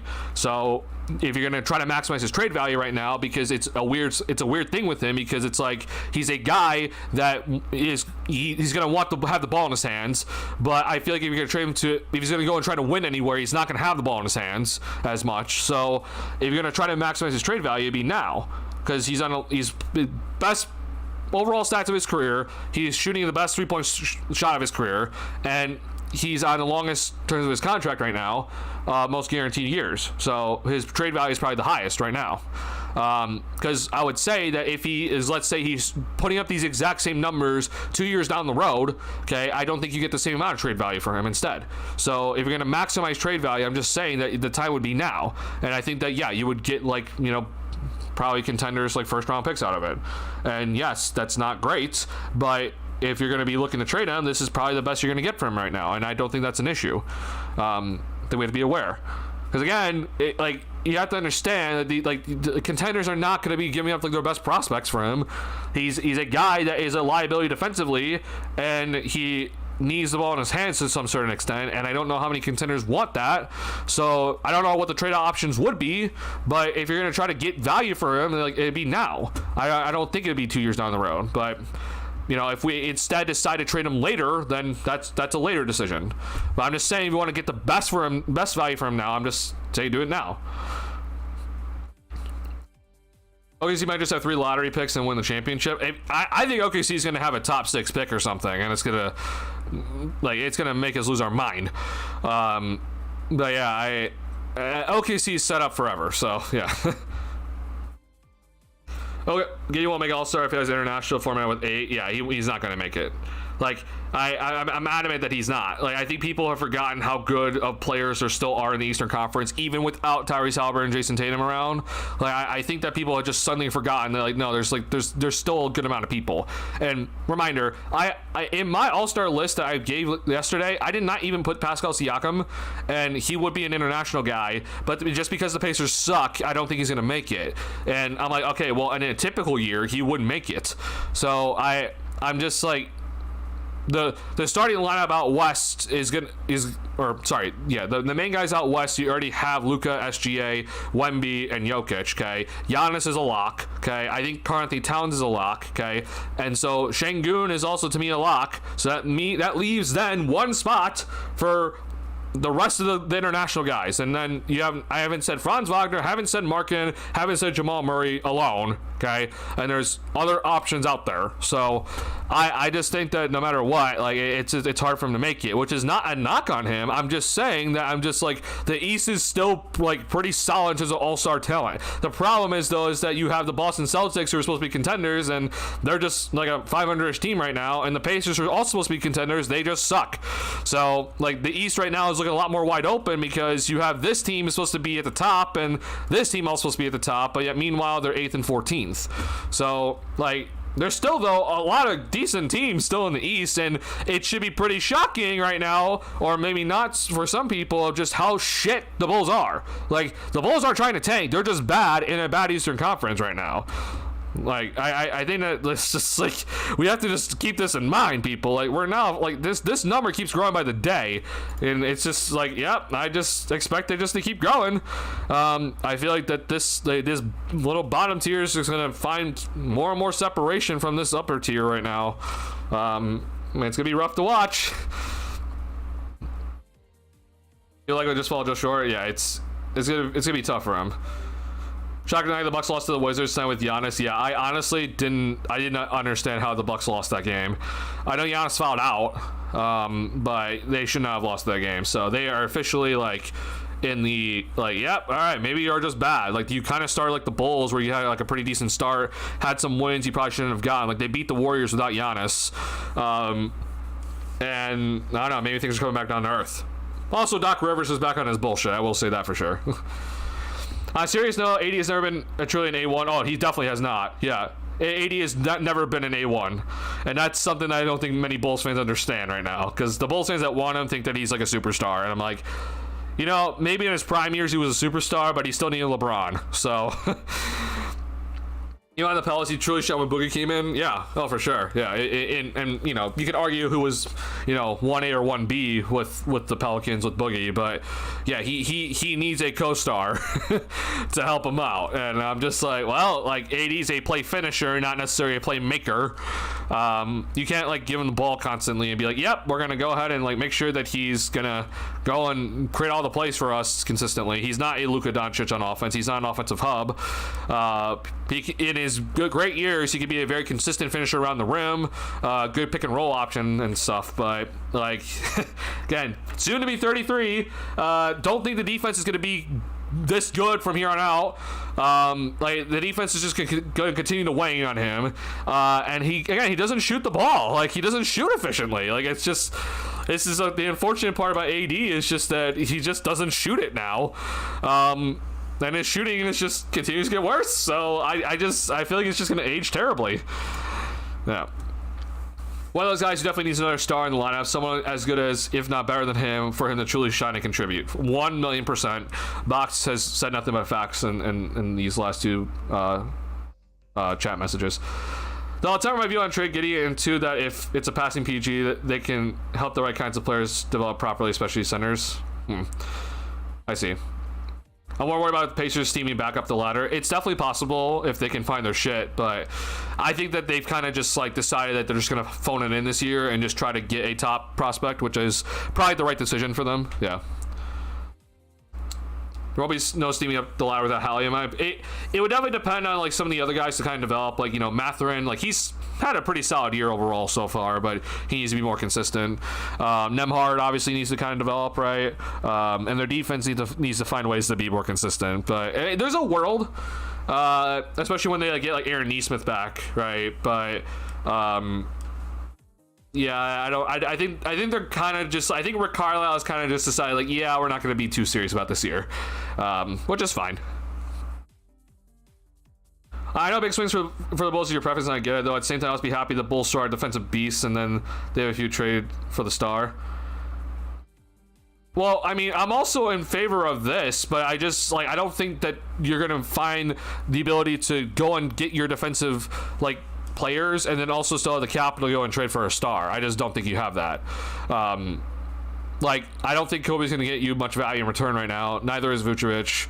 And, like, maybe Ayo would right now because, like, a team can actually offer him an extension, or you extend Ayo and then trade him.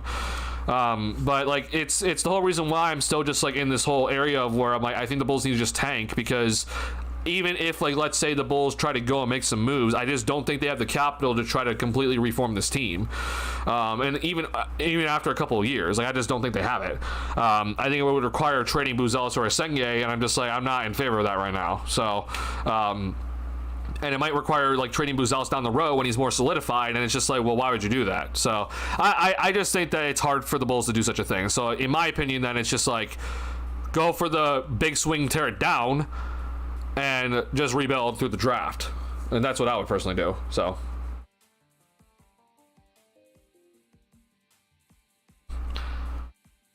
Suggs, like, oh yeah, I mean, I think getting Suggs would also be great. Like, getting a player like Suggs would be great, but I'm just saying that, like, how do you get him right and then still have the draft capital to go and try to get a superstar? Like, I just don't know how that's possible. So give me Daniels for the next draft for sure, as there is usually a draft or two, like the defender who can, you know, can guard. I mean, yeah, it matters where the Bulls fall obviously in the draft, but yeah, he's a guy. But probably even taller or lengthier one than Suggs or Dort or Caruso. Yeah, you ideally want like a 6'6", 6'7", lengthy wingspan, good body guy that can do many things in terms of defensive ability. So yeah.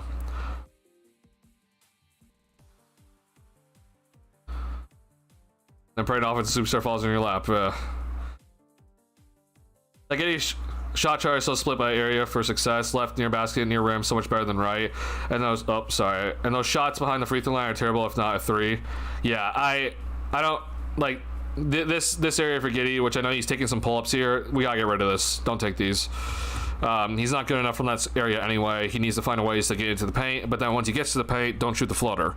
The floater, like, you know, I'll show. Again, this is just MA.com. So, like, you know, if you guys don't like MA.com, then, you know, I'm letting you guys know right now. But the floating shots are just they're not consistent with them right now. Like, this is like 44, but this is 36%. Like, this is not good enough. We don't want to resort to these when, like, we can go for a layup instead, right? But unfortunately, like, this is, like, it's not always consistent with the layup either. Whereas layups, yeah, like, this to me should be higher for his size, but I'm also aware of his lack of athleticism. So, like, just general layup shots 83%, but, like, driving layup shots are 36%. So, yeah, eliminate the floater, please. Just take it only when necessary. If it's like absolutely necessary for Giddey to take it, then take it. But, like, we gotta try to limit it. New All-Star format feels unfair, to be honest, not for specific players, but I feel that it shifts who gets the nod based on where born. I mean, that was also my thought, but I feel like that even if, let's say, for example, assuming that just kind of where things are right now, I still think that it's pretty fair for who would get the All-Star nod, who wouldn't. Like, I don't think that you're kind of fleecing anybody out of the All-Star nod, even if, like, you think that, like, oh, like, we're trying to make sure we get enough internationals. Like, I just, like, in my opinion, I don't think that Giddey's been better than 12 other players in the East. So, and I would even argue maybe even like 14. So, if that's the case, then, right, then I feel like, you know, out West we're fine as well. Someone's gonna get snubbed out West, unfortunately, but it's gonna be so hard to take someone off. I don't think someone's gonna be out there out West that gets it. That's just like, oh god, like, they absolutely didn't deserve it because of international rules or whatever. So, I think it's fine for this year. But for future years, though, I think it's going to be really hard, because then I think when, like, you know, Siakam's in play, right, and I'm sure we're going to get more international stars. Like, if Alex Sarr becomes, like, an actual good player, you know, and others start to really develop their game, like, I will say, like, we're going to have a load of international stars in this league, and it's going to be, like, only 8 make it. Like, that's bullshit. So, I think the NBA needs to think of a different format for the future, because selecting only 8 international players when, like, it really should just be the 12 best players from each conference is really annoying. That's going to limit somebody from not making the All-Star team in future years. I just don't think it'll be this year, unfortunately, for the players that just don't make it. He won 32-4 against the Clippers. Well, oh yeah, that run by the Heat was insane. Easy pick is hard and once out again. Yeah. The Clippers are a travesty, man. It's very funny because, like, I don't drink the Kool-Aid when it comes to the Bulls, but I always drink the Kool-Aid when it comes to the Clippers. I always think the Clippers are gonna find a way, like, it's gonna be their year somehow this time. I thought the moves were great. Like, I thought that, like, getting John Collins was gonna be more impactful than it has. I thought Brook Lopez would not be getting DNP CDs right now. I also thought Chris Paul wouldn't be getting DNP CDs. Like, it was obviously dependent on health. Like, Harden's been healthy, Kawhi's been not healthy, but I thought they'd be a pretty solid team, and it's been absolute just a travesty out there. So yeah, they need to figure out what to do, but luckily for them, they have Kawhi Leonard and James Harden to trade. That'll give you some value, even if it's not great. So I think I saw as a good call. I agree with. Ant is closer to a debate with Booker and Mitchell, even long run, than the MVP of Jokic, SGA, Luka, Giannis, and Wemby as 5th. I would agree with you for what he's done this season. Last season, Anthony Edwards was definitely in the MVPs, like, category, in my opinion, of, like, those guys, because he was having an insane year shooting wise. Like, he was just one of the best scorers by far in the league, like three-way scores, and he was also pretty solid defensively. Like, he was the entire Minnesota offense. Now, this year, I would agree with you on this. I think he's less efficient this season, and his scoring's, I think, taking a tiny bit of a drop. Maybe I'm wrong about that, but I would argue that his impact has been a little bit less this season. But last year, though, I think Anthony Edwards deserved to be in the MVP conversations. Honestly, he's scoring more this year. That's crazy to me. I don't know, then. I feel like he's been worse this year. Maybe I'm just thinking the injuries that he's had, but yeah, I would argue that this was pretty solid. If he's able to keep this up, honestly, then I think that he deserves MVP conversation again. Then I did not realize he was back up. Like, I swear to God, this was like at 33% or something at one point. Maybe I'm just thinking of, maybe I'm mistaken of it, but I thought that he was shooting less efficient from three. But yeah, if he's near 30 per game, then I think he deserves to be in MVP conversation. Like last year, like to me, he was in it. Like if we're talking about this year, then yes, I agree with you. He's definitely more so in the Mitchell, category. But this year, to me, I think he's in it. I would also argue that I think that Cade Cunningham has officially joined this MVP conversation of these five. Like, Cade Cunningham, like, I know he didn't have the best game, but he made the clutch layup for the Pistons tonight. Like, Cade Cunningham, in my opinion, deserves to be in these conversations now because he has been insanely good this season, and he was already very good. And obviously the Pistons are atop the East right now. So I would definitely have Cade Cunningham, I think, at this moment in time over Anthony Edwards, but I think a Ant-Man deserves more credit than I was giving him right now. Can't Boozer, here we come. Anyway, maybe, man, we get some luck. But, I mean, we have to lose, though. I think we do have to lose to let that to happen. So, yeah, we will see if we're able to find ways to increase our lottery odds. The Bucks need to pass us. So, is Ant the best U.S. player above them or KD? I mean, you could argue Curry. You could definitely argue Cade.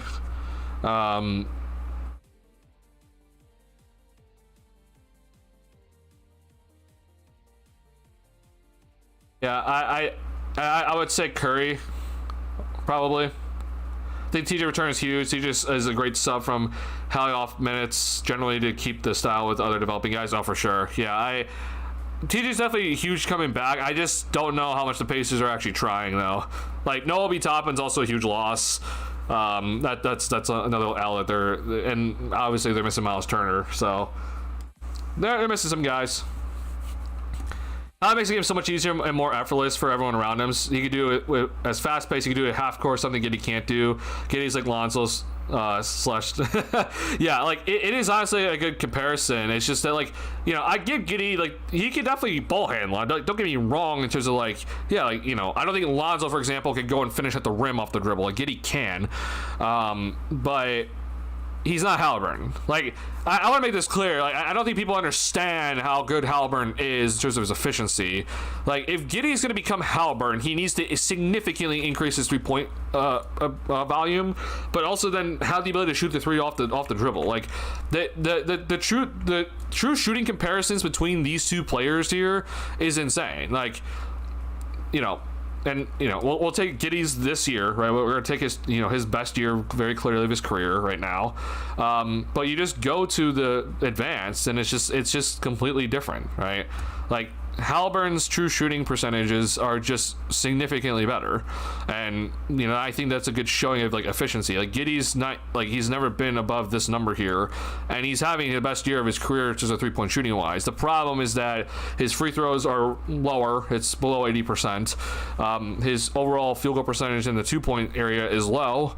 And he doesn't shoot a lot of threes, even though he's been efficient from there. Like, this is the reason why volume matters when it comes to this sort of stuff, because volume, if you take more threes, then you're going to make more threes, right? Like, that is you being more efficient. Like, the best example I've always given people is just that, okay, let's say you take 10 shots, I take 10 shots, right? So you make 5 of 10. I also make 5 of 10, right? You only took two pointers, and you have 10 points. I took three. I made 3 threes though, and I still made the same amount of shots as you though. I have 13 points, right? So again, we took the same amount of shots, okay? But I have 13 points on the same amount of shots made and attempted versus you only have 10, right? I'm more efficient. So that's already just a big difference in just of how efficiency was looked at. Because, like, yeah, Giddey may not exactly be, like, shooting, like, that worse in terms of, like, overall field goal percentage maybe than Halliburton, which I would also disagree with. Like, Halliburton, like, he's very efficient for his guard. He's consistently 47 and above, and, like, even like 49 years or 50 years. Like, Giddey's like 47 or below. And again, like, he's doing this on good three-point shooting right now. Halliburton, though, meanwhile, is just significantly more efficient because he shoots the threes, and he's also just significantly better from the free throw line. That's the difference. And then efficiency, field goal percentage, if we're also worried about that, because that's that's what other people also use.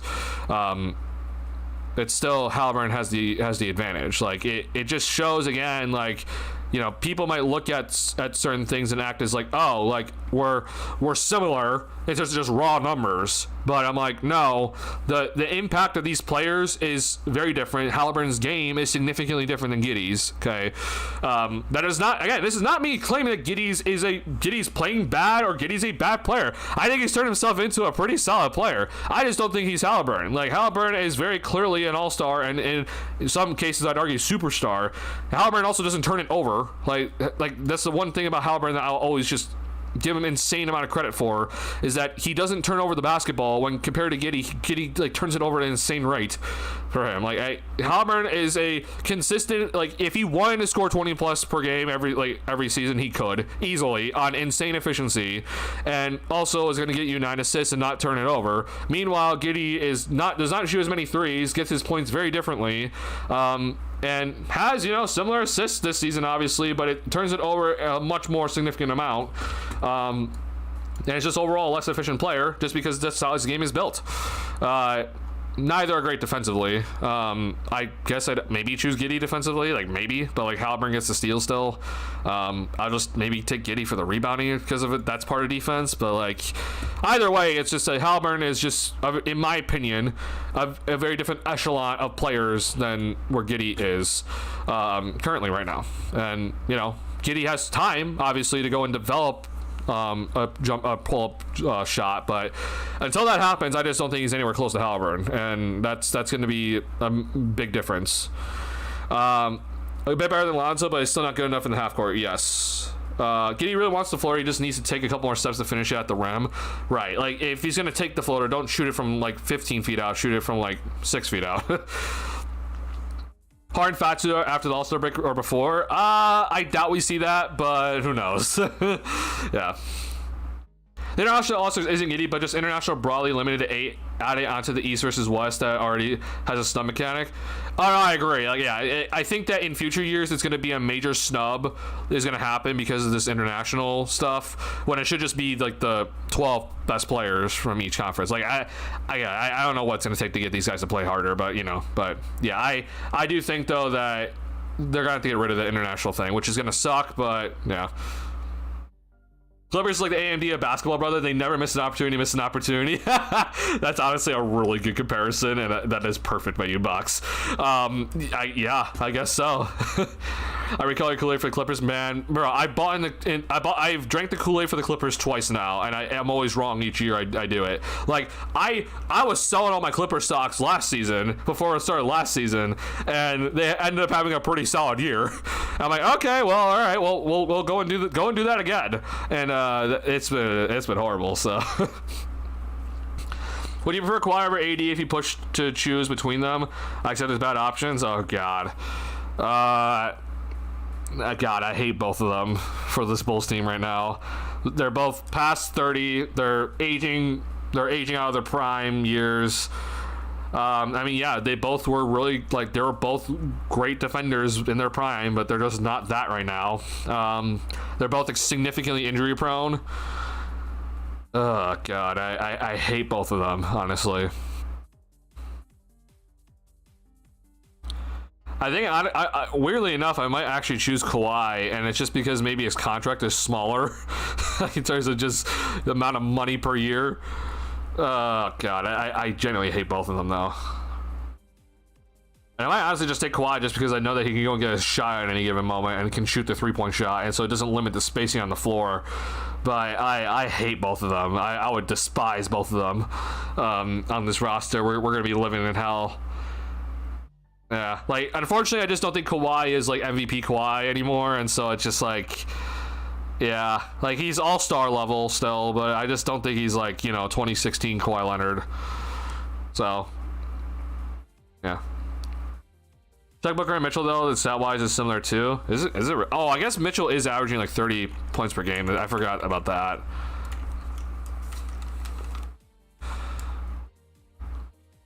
Yeah, fair enough. Is Booker really averaging that much this season? I have not seen what Devin Booker's been averaging. It's a little bit less. Okay, in my head though, then like I'll probably put Anthony Edwards in that Mitchell Booker tier, but it definitely for sure goes though. Ant-Man, Mitchell, and Booker then, like in order. And you can argue Mitchell just because he's played more games, I think. Yeah. So you want to get Mitchell to edge because he's played more games, sure. But I choose Ant-Man right now. What'd you say? In the draft is 8D potential wise.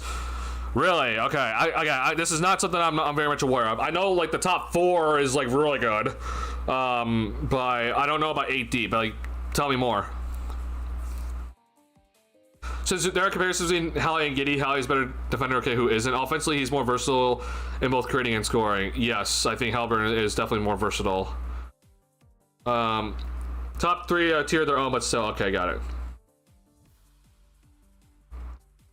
He play faster, slow, still make things happen. His handles are on a different stratosphere, which gives him the space to take better shots. Even though he's completely broken shooting mechanic, they're not as close as people want to think. Yeah, they're not. The pull-up, the ability to shoot off the dribble is very important. And unfortunately for Giddey this season, like I saw this stat as well. I think I saved it. But like in terms of high volume pick and roll players, he's just been one of the worst. Like this is a stat that I know for sure Halliburton would never be like this in this category. Like for reference, okay, we'll just go to Halliburton here. Like in terms of just pick and roll ball handling, like, and I know that this is from NBA.com, but like I know that some people don't trust NBA.com. I'm just gonna trust it for now. I don't really see a better option. But like last season, for example, let's just go to last season, and look at the Halliburton possessions and. Yeah, like 1.11. Like that's already significantly better. For reference, again, Giddey's points per possession off pick and rolls is 0.72. That is like that's one of the worst right now in terms of high volume pick and roll players. Which again, this just shows you like they're not the same. Like Giddey's scoring is off of fast break opportunities and heavy drives, right? Like he drives a significant amount, which maybe Halliburton doesn't do as much, right? But like in terms of the pick and roll ability, like Halliburton is just significantly better.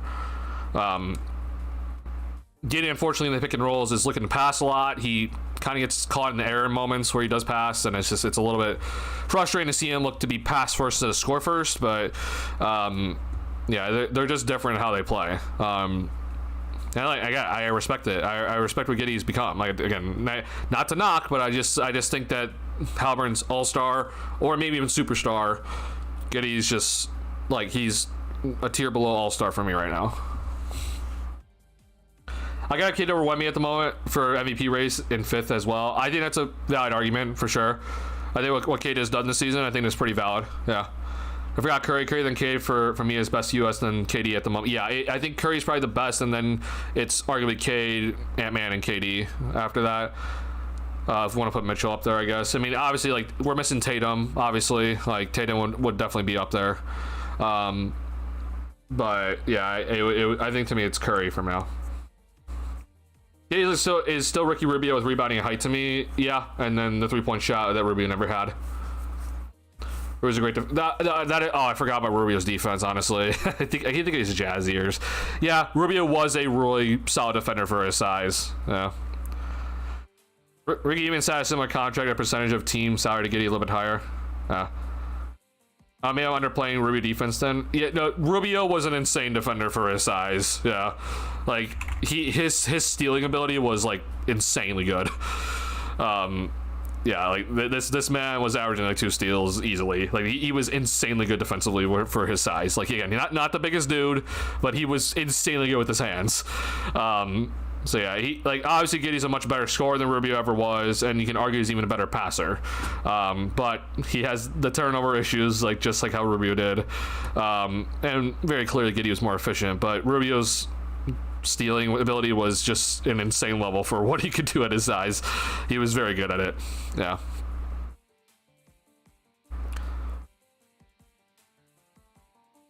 Also, Giddey needs rebounds to get run in transition, which he excels at. Yes, 100%. What to say about Kawhi is that this motherfucker can miss a full season, come back, and only need 2-3 games, so he's playing like a maniac again right before getting injured. Yeah, like, this dude is legit a robot that, like, when he's playing, he's, like, a very, very good player, but the robot can only last, like, a little bit of time before it has to recharge again. Like, it's just insane what he does. Yeah, man. Like, if Kawhi's healthy, like, yeah, I think it's more impactful than AD, honestly. But it's just, these two players are just so injury prone that I'm like, nah. Yeah. Logic, Kawhi, bad options. Yeah. Ugh. I hate both of them, though. I'd say how Kawhi keeps returning after long injuries, and it seems like almost doesn't miss a beat. Like, he still has the same game. It's just he's not, like, he's just not what he was, like, in terms of, like, being one of the best defenders on the floor and also one of the best offensive players on the floor at all times. Like, or arguably the best on both ends of the floor. Like, he just isn't that level, but, like, he's still pretty good if he does play. Bro, have you seen his knee though, man? Like, his knee, like, it looks rough. Like, I'm not talking about like he's injured now, right now, like, obviously, like, he's still like kind of getting back, but like the amount of surgeries he's had on his knee, like, you just like look at his knee, it's just like, oh god, like, you can tell there's been a lot of work done on his knee.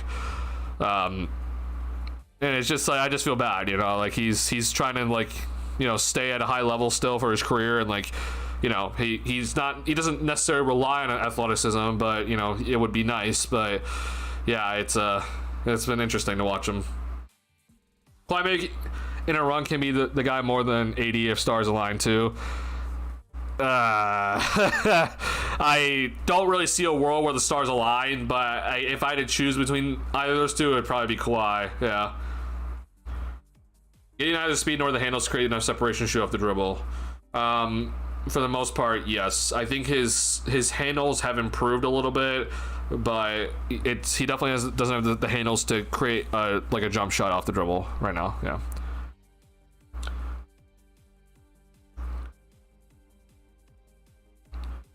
Give me A2, please. I've seen limited, only heard that 3 deep till boozers so far. Yeah, I'm sorry, y'all. Like, when it comes to the draft, I'm very much like in the dark.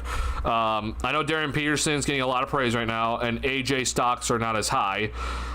Cam Boozer stocks, though, have risen recently, but I know that some people are still really, like, they're still really, like, concerned about his, like, lack of athleticism or whatever, which I know Box doesn't want Cam Boozer just because of the name Boozer, but in terms of prospect-wise, he's younger than the other two. But, like, Cam Boozer's had, you know, he just recently had a really good game at the United Center, so there's that. Well, I was excited for Daniel, as I said earlier, defender, and also naturally Australian slight bias, for sure, yeah. Gafford Post will need to go the strength direction, I think. He probably will, but I do think that he's going to have to just find ways to create advantages off the dribble somehow with his dribbling ability. Debonsa, Peterson, Michael Brown, Boozer, maybe Caleb Wilson. Not high. Immense, Scenic, Flemings, or Evans. Okay. Got it. I'm aware of Brown and Caleb Wilson. I don't really know any of the other names, honestly. Maybe I should. Very sizable, can grow a bit more that way. No names for you. I don't know. I don't know about Giddy growing more. I feel like that would actually kind of hurt him at this point. Rookie offensive end is Giddy. It's a similar comparison for sure, but Giddy has more scoring ability. Plus more rebounds, yeah. I'll be surprised if Daniels gets picked to the top 10 very raw, maybe XM 2.0. Okay. Again, I haven't scouted him personally. Kawhi's one of the most clutch shots in the game over the Embiid to 76 game 2. I mean, Kawhi in his prime was like one of the most clutch shot makers ever. Like, he was one of the best closers in the game. So yeah. X is so fragile, actually great, just injuries. And X is a defender to me. Okay. Daniels, that low from range is also just, to me, a show of him likely being there at 8-13 range. That Bulls probably end up picking him too. Maybe. I'll just go to DraftNet because that's just the website I just go to immediately for mock drafts. Again, I don't typically go to this website though, so like, forgive me for not knowing these players. I don't watch college basketball or any of the international guys. But here's the latest mock draft. This is updated on, I mean, 2 weeks ago. So take this with a grain of salt, I guess. Hold on, let's get a more recent mock draft.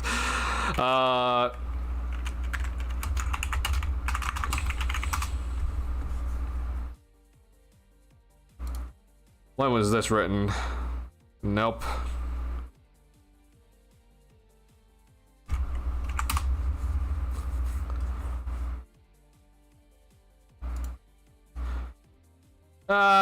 Do we trust Bleacher Report? It's technically on NBA.com, but is this, honestly, what is this article? This says Bleacher Report, but whatever. Here's Darren Peterson. He's been getting a lot of like the recent praise. I've seen that. Here's Boozer, DeBansa, Caleb Wilson. Again, seen that. Okay, so this is Ament. Honestly, this is the first time I've ever seen this name. I'm being dead serious. Don't know this name either. I know Michael Brown Jr. Jaden Keaton's, Flemings. Okay, this is someone that Box just listed.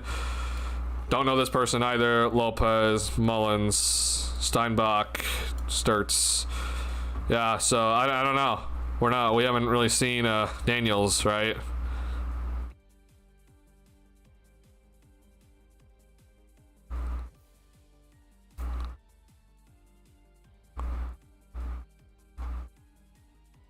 Yeah, they're projecting him to go in the second round right now, actually. That's crazy.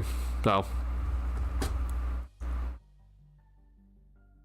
And then for these guys, I think I'm going first round, I'm pretty sure, yeah, because they are going 17. So we're still in the dark when it comes to this sort of stuff right now. But yeah, hopefully we'll be talking more about this up here versus us over here. Like I don't want to be talking about these guys. Like I want to talk about up here, and we'll see who's ends up being available.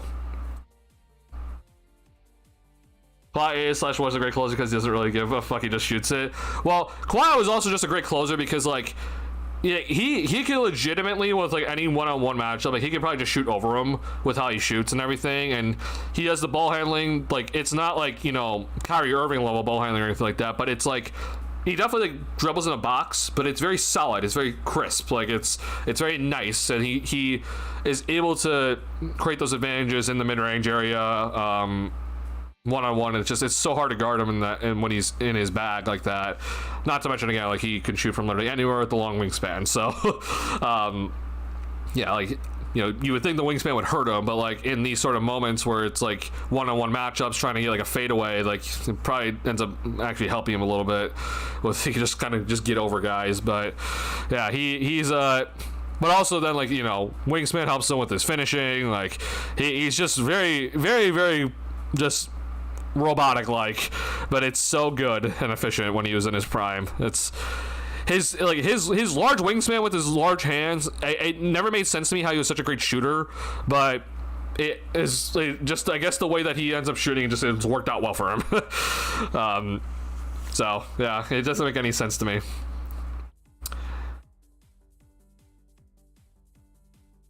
Oh, one day, cool, shut down imminent.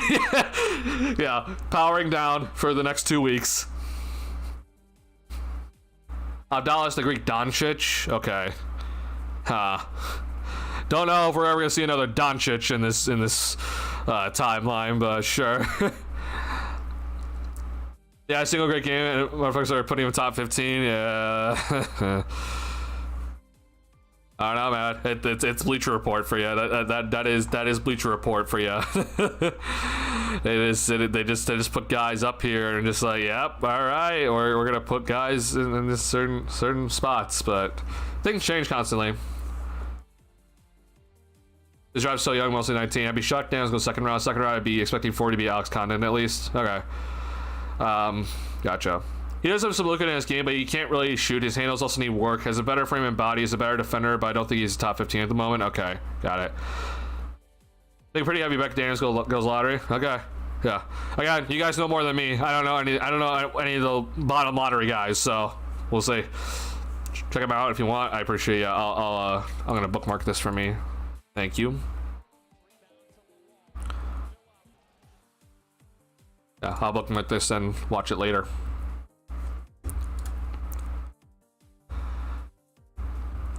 Man, man. The Suns are actually gonna win this game, huh? That's crazy. Ooh. Honestly, did not expect to see this. 9 turnovers for Luka. Holy fuck. I got Ngidi for his turnovers. What is this? This is disgusting. Granted, he put up 38, but holy shit, this is just what's going on here? I'll go and I have this game recorded tonight, but I mean, Reeves has been one of the best scorers in the league, so I'm a little bit shocked to see this, especially against the Suns. Oh, did Booker get injured? Holy shit, so the Lakers are gonna lose to the Suns when Booker is injured and Dylan Brooks is just lighting up their ass. Like, God, man. That is Connor Gillespie as well. Like, that is an insane look. LeBron's missing another game, by the way. Wow. Jesus, man. What's going on here, though? I'll have to watch this game. I'm shocked to see this from Reeves. Like, how is Reeves? What's going on here? I'm gonna assume they're out of the game at this point, but that's shocking to me. I expected Austin Reeves to be one of the best scorers in the league from here on out with him and Doncic together. That's something. So he is playing? He's playing? Oh, he is playing. Oh my god, wait, what? I did not even see that he was playing. I saw earlier on the injury report that he was out for today. So I don't know, maybe that was an old injury report, my bad. Wow, he is playing. Man, wait, so the Lakers are losing to the Suns with Booker playing less than 10 minutes and LeBron's playing.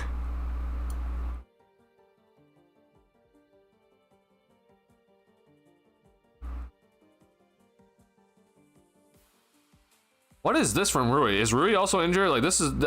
Rui's been one of the most consistent shooters all season long. And what is going on tonight?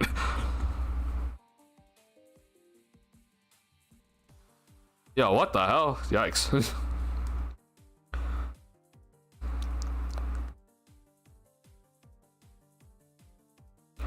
You get a Greek Doncic and then pairing that with Giannis sounds like a scary Olympic team. That would be fun to see. Yeah. Getting a Greek Doncic with Giannis on the Greek team. Yeah. But France will still be a scary team along with Canada. Yeah, France and Canada are going to definitely be up there for a while. Actively low managing in-game next level. Yeah. That's crazy, though. I legit looked at the injury report and I saw LeBron was out. So it was either an old injury report or they got updated, like, last minute. But I was just like, oh, I guess LeBron's missing another one, huh? That's yikes. I won't lie, bro. I think it has officially hit him though. Like, I know he's a little bit like, I know his game's definitely a little bit more based on athleticism, like compared to like Durant, but like, I think we have officially seen the time where it's come where LeBron is just like it is definitely more so out of like Luka and Reeves becoming like the dynamic scoring duo and everything, but like when was it Reeves or whoever threw that alley-oop or someone threw an alley-oop to LeBron, I think it was Reeves, and I was just like, oh my god, like I have never seen LeBron not get ups as high before. Like he just didn't get up for it, and like it wasn't a great pass, but like I've seen LeBron in so much like take a bad pass or whatever and still easily find a way to slam it home, and I'm just like, wow, like I never thought I'd see the day because I thought LeBron would retire before it would happen, but we might actually be here where he's just not effective, as like he is truly just becoming that role player, which is, you know, respect, but also just like I never thought I'd see it. Like I genuinely never thought I'd see the day where LeBron is just simply a role player, because I thought that even in his like retirement year or his last year he would still have the ball constantly, still be averaging like 22 or whatever.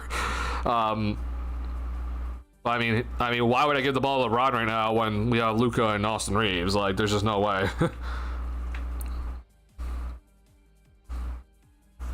France has tons of talent, also tons of overrated players that get drafted just because of French and they're athletic. Oh, I definitely agree. I think Koulibaly is a great example of it, but yeah, they have tons of talent overall. Yeah, all those turnovers mean Rui didn't get the ball past them, I guess, but I'm just like, Rui's usually a guy that shoots a lot. So, and also, if JJ only played him 23 minutes, there's something probably wrong with him. But Yeah, this was shocking to see. Was a great pass, but was a great pass, but a couple years ago he'd still get it flushed down. Oh, easily, yeah. Just a couple years ago he'd definitely be flushing that down. But just to see him just like get that and just like barely get lift, I was just like, oh wow. And I know you had like an alley-oop reverse dunk from Luka the other night, but I was just like, yo, like that. I never thought I'd see this day, but we're here.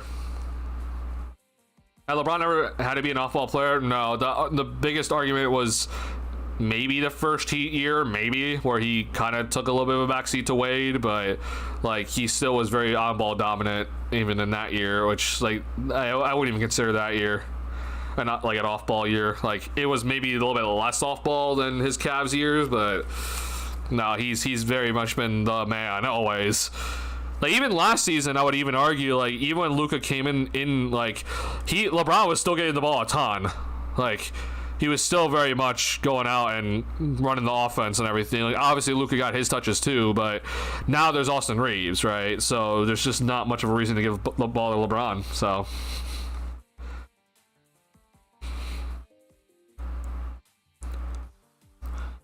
he goes up getting downhill fast and passing more than anything. Historic, so I don't know how that goes. Not being mean to LeBron, but he isn't suited skill set wise to be an off-ball dude. He's gonna have to increase his three-point shooting volume and percentages for sure. Like, so the game against the Mavericks, I actually thought that like he played pretty all right off ball, but I think he made a couple threes.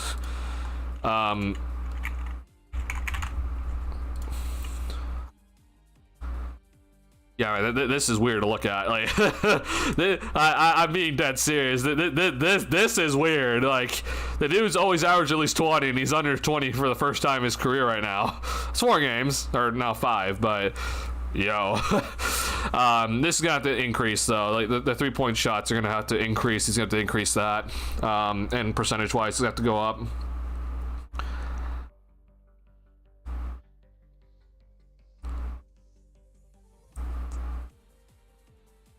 Yeah, even his first Heat year, he actually scored more than his last Cavs year. It looks. Oh no, sorry, that's incorrect. My bad. That is incorrect. So yeah, he was a little bit less this year compared to maybe this year, but you know, so obviously one of the best players in the league, or if not the best player. Yeah, it's weird. He's gonna have to really adjust. I just don't know how it's gonna work, and honestly, I don't know what his plan is. Like, I don't think he's gonna play another year, but like every time I think that, he ends up playing another year. And so if the plan is for him to come back next season, like there's no reason for the Lakers to be paying him max money. And he can only get a max 2-year contract anyway because of the 38 and over rule. But like, if I'm the Lakers, man, like, because LeBron is his contract is coming off the books, and so like they could actually get like a significant amount of cap space if they like renounce his cap hold and everything. But even just signing him to a shorter or smaller deal than his cap hold would be pretty significant for them. Like his cap hold's 60 million. Like, can he get it down to 30 million or something like that? Like, he's probably not even worth 30 million if he's gonna be putting up like 10 points on 3 of 10 shooting. But you're still gonna end up paying him or whatever, because the problem for the Lakers is that Reeves is gonna definitely decline this option, and he's gonna go get max. So they need to find a way to like cut this contract down. If they can do that, then I think they're in a pretty decent spot in terms of caps wise and everything. But they can go make some more moves. He can't play off ball. Off ball requires tons of movement. He can't do that. The man is low managing during the games for the last 4 to 5 years, taking time off defense, not running back, etc. Yeah, his defense has been very bad. I won't lie. Yes, he's not gonna do curls or running through screens to get the ball in either post up. So the one thing that he was doing that I have seen so far has been like he's actually like setting screens and like rolling hard off of it pretty decently well. He's definitely not cutting enough. I will say that for sure. The thing is just that the one thing that he has the luxury of right now is that Luka is going to draw so much attention that like he might easily just be able to get just some easy like buckets at the rim just because Luka is Luka, and now you also have Reeves to worry about, and so like he's like now like the third guy in the defensive mind of like, oh shit, we gotta guard this guy, but then LeBron's third. So he might just be able to kind of coast, man. Like, it's honestly probably the best case scenario for him if he's ever gonna be off ball, if is you're next to Luka Doncic for all people. But he's gonna have to adjust if this team is actually gonna have like championship aspirations, which I don't have them as a top 3 team in the West right now. But if they're gonna try to be that team, then he's gonna have to adjust significantly and also play defense. The post-up game from him is also not that efficient. He takes that post fade away. That is not the most efficient shot for him. So yeah. I guess his biggest hope is to learn from Jimmy and how he gets around as a secondary. Jimmy is like, the thing with Jimmy is that he plays defense, and he also like, Jimmy's willing to do the dirty work.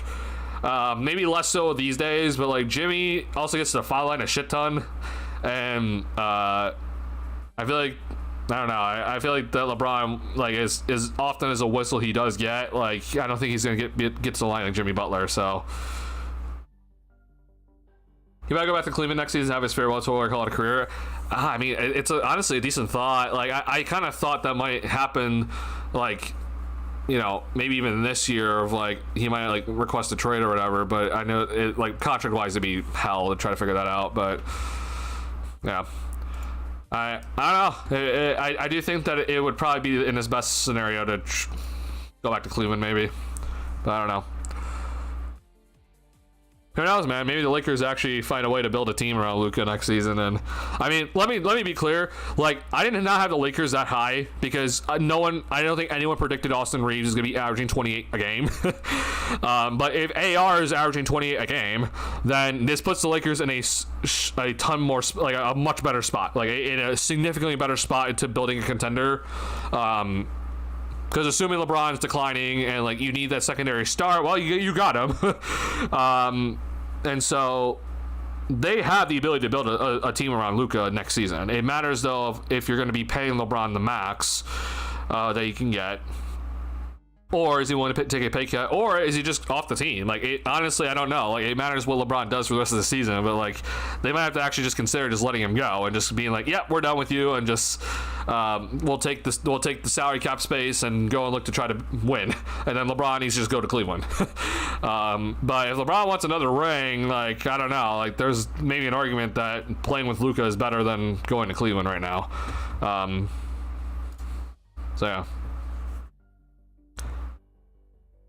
Nah. Yeah, Delbert likes to just say fentanyl a lot, and I always tell him just to be careful. So I can't tell if it's like literally fentanyl or if he just means it as just like he's just kind of feeling like, man, like he wishes he had fentanyl right now, or it's you know, it's a hyperbole of what he's really doing. But I just say, hey, you know what, just be careful. That's all I say. I am not a person that is fan of drugs or anything. I don't use drugs, so just be careful. Jimmy is like the anti-hero version of LeBron that does dirty work, opposite image. Like, yeah, like Jimmy defends effectively well, and he cuts well. He finds ways to be the secondary option, but like doesn't shoot threes somehow still. Like, Curry being the first option does help, but like he significantly finds ways to still score 20 like in an efficient way, and it doesn't stall the offense. So yeah,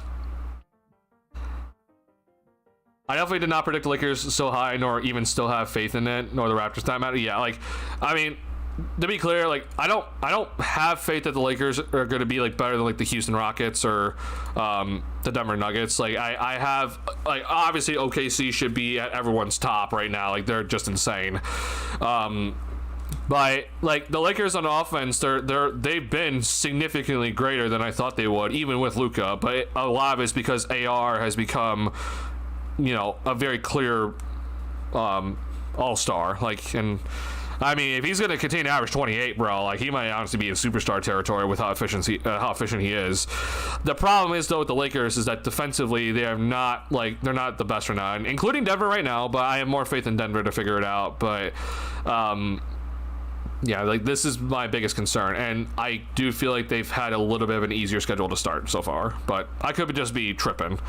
But like it's definitely for me, it's OKC, Denver, and then Houston is right now my number 3. I also probably shouldn't, but like the numbers say otherwise. Of like I feel like I should have faith, but weirdly enough, the Golden State Warriors, their issue right now is the offensive end. Defensively, though, they're fine. Like, this is the reason why I still have faith in this team. Like, again, I picked them to win the championship, so I'm still gonna have faith in them. I know that their record's not great, but like in my head, at least, I know Curry's out right now, but like in my head, they should be fine. Like their defense is fine.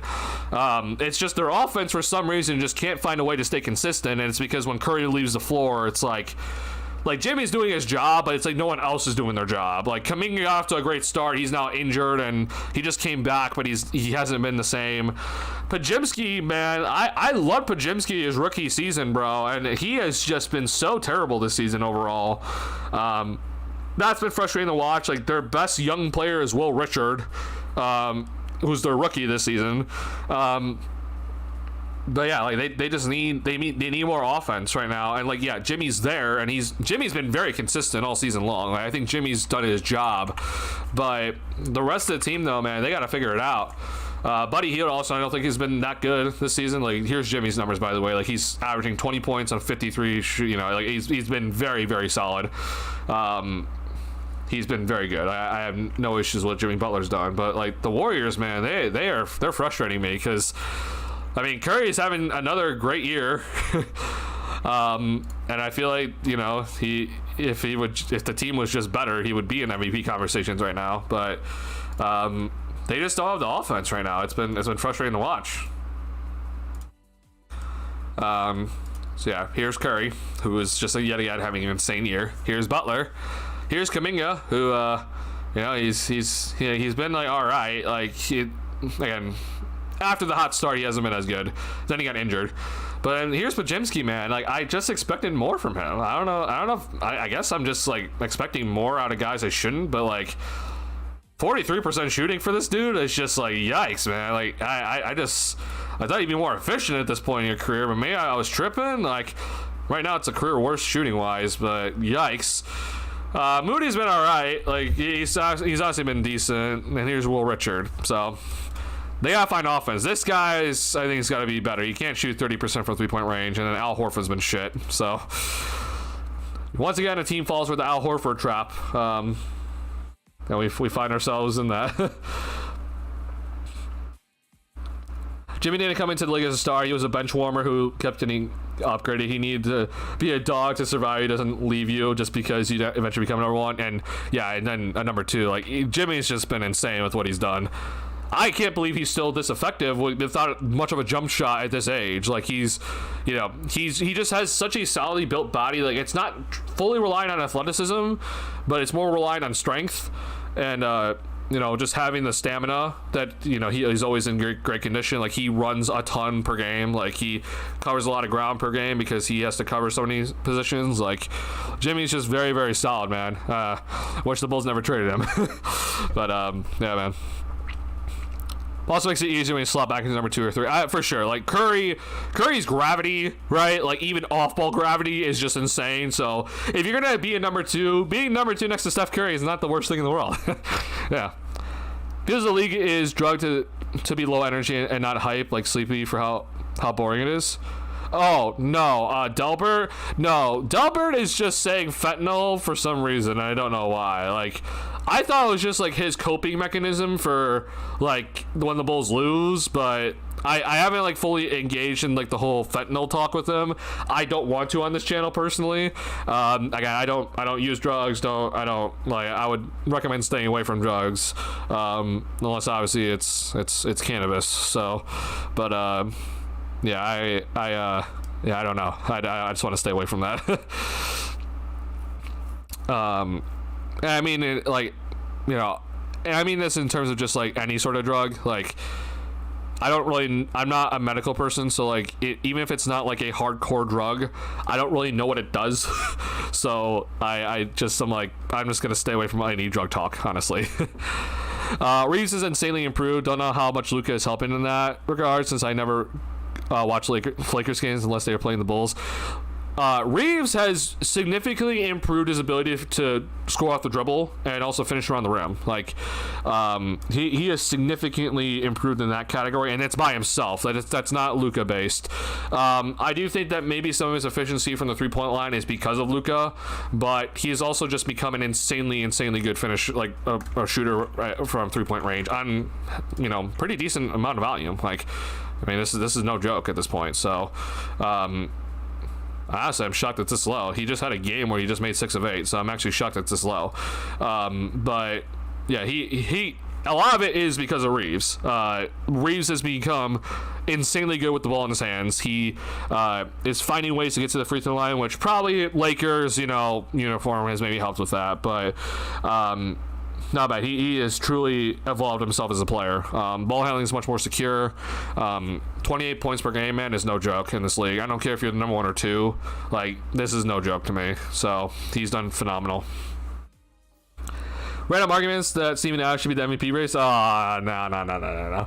First and foremost, I love Steven Adams. Also, Steven Adams has done a great job this season of increasing his free throw percentage.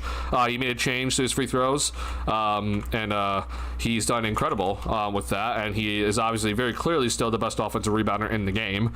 But as you can see here, he's increased his free throw percentage to 77%. So maybe give him an MVP vote for that. But no, I am not giving him the MVP. I'm giving that to Şengün before I give it to, or Durant before anyone else on the roster.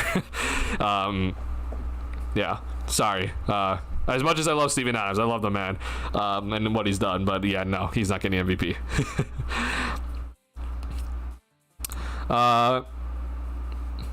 Best plus minus outside of OKC players. That's funny as hell, and I honestly can believe it, but yeah, no. GSW need another player still to be safer in the standings. Yeah, it's starting to look like that. I thought that they'd be fine, but their lack of depth overall with their supporting cast and how consistent it is like showing that they need like another player. So I don't know what that means. I think that like it's either Kuminga needs to develop quickly here, or they need to trade Kuminga for some like a pretty solid player. So, which I think they should. Like, the fact that we haven't traded Kuminga at this point is ridiculous, and we're doing this whole weird contract now with him because restricted free agency, but it's just like Curry's a once in a generational player, man. Like, you gotta try to take advantage. He's still playing at the MVP level at 37 years of age. Like, you gotta take advantage of now. Like, Curry is not. I mean, I don't know, honestly. Like, Curry might honestly just continue doing this forever, but like, I don't think he's gonna continue to average 28 points per game when he's like 42. Will he even be playing that? I don't know. But the fact that he's even averaging 28 at this point of his career, and he's not even like getting the most minutes per game, is just like insane. So you need to find a way to like take advantage of this now. If you don't, then if you're failing as the Warriors again. Like, yeah. That would happen when they need a swing if it's a Simmons swing from a bench unit that Green can yell at a trade. I wouldn't do Simmons. They need I think another like bona fide third scoring option that is really solid defensively that can do a bunch of stuff, which is hard to get. Arnie, a big that defense switchably and can pass screen a lot or is 3-point shooter to me. They definitely need size. So I don't know. I'll look and see who's our options. Like, for example, if they could go get Zubac, that'd be like perfect. But they're not gonna get him. So, Vucevic it is. No, I'm kidding. Even Jimmy Story is the opposite to LeBron for such a similar play style to him. Oh, I mean, yeah, it is a very different story. Yeah. Harry Bulls fan on Kobe and Hopium. Reeves did it, Maxey did it, Kobe will do it for sure eventually, maybe, right? Yeah. We saw that, yeah, this guy was able to average 28 points per game. Surely Kobe White's going to be able to get there at some point. Yeah. Come here for Vooch, who says no. I mean, if the Bulls are offered that, they better accept that. The Warriors say no.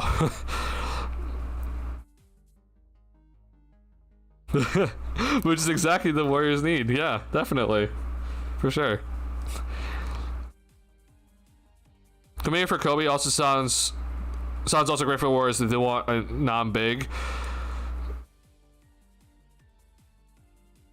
Honestly, it's not the worst idea. I don't think they'd do it, but it's honestly not the worst idea. The only issue is just that I think the Warriors are still pretty solid defensively, and then trading for Kobe makes you worse. Now, granted, Kuminga's defense isn't really much better, but Kobe's is just like, at least so far with what we've seen this year, Kobe's defense is just nothing right now. It's like it's just negatives.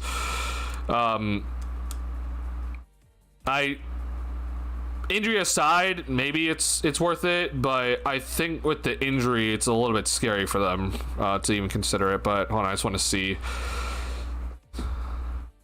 I think for the Bulls this would work. I just don't know if it's going to work for the Warriors. Okay, so sure. Does this work? I mean, yeah, this works. They have to waive somebody. Who can they send back?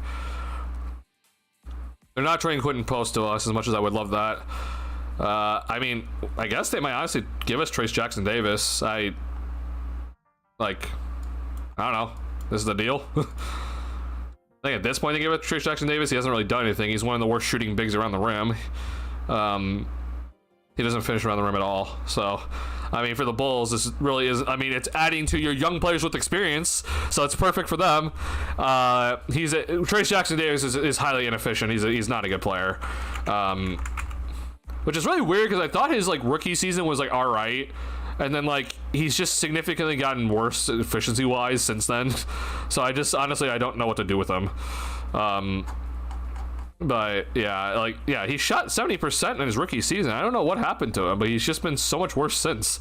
Don't know. He just got worse. And for a dude that only shoots in the interior, you can't shoot 52% if you're just shooting inside the paint, like 6 and in. So, yeah, I don't know honestly.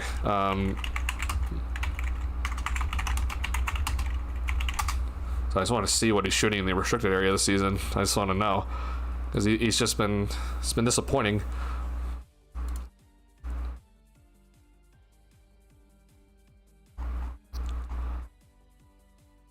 Yikes, man. You're a big and you're shooting this bad? Brother.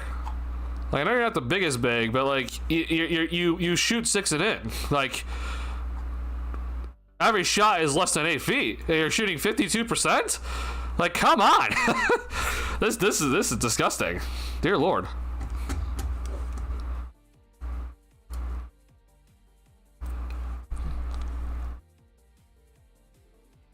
Steph doesn't really care about having the ball in his hands, but who in the right mind takes the ball off Steph's hands to give it to Kobe? Yeah, I mean, yeah, there's also that argument, yeah. I'm just saying that, like, it's just like they gotta try to find some help. Like, if they can add like a Devin Vassell, that would be perfect for them right now. He's obviously not available, so you know, I'm just trying to figure out options. We might as well be the bigger man and slot P-Will in that trade too for free. On the house. I know, right? Yeah. P-Will's the next Kawhi. How dare we? How dare we disrespect P-Will? The honest stopper. The paw. Remember? The claw. No, he's the paw, not the claw. Once he matches the dribble off the foot into hoop move, he's been practicing the league. Oh my god, man! Once he gets that down, oh my goodness, we're gonna be absolutely torching the league with him, averaging 30 points per game with his new special move that no one's ever seen. Yeah, oh god, man, I'm done with, like, I'm back to just being done with him. Like, the start of the season was nice from Patrick, but like, I was also just like, again, unfortunately, the start of the season, I just didn't put too much stock into much of anything. Especially after what we've seen now, but it's just like, you know, Pat just played pretty well to start the season, and I'm just like, what happened, Brian? I also just think that he's just taking less threes. Like, I don't know why he's done this suddenly, but like, for some reason he's just decided, yeah, you know what, I'm gonna take less threes per game. I'm like, why? Like, don't do that. Like, let's be honest with ourselves, please.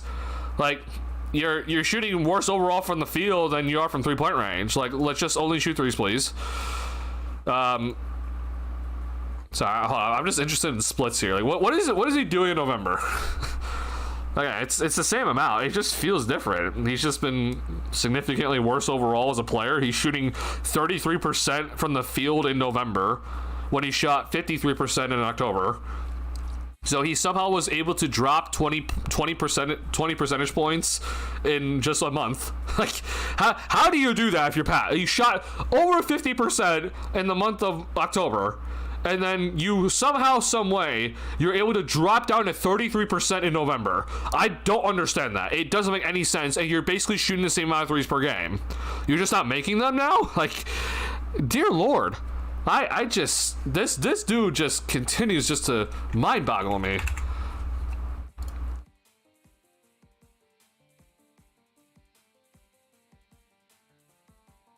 Bro, his 2-point field goal percentage is the worst of his career. It was already bad. Like, he's shooting 38% from 2-point range. What? God, nah. Pat needs to be fined for this alone. These are horrific numbers, man.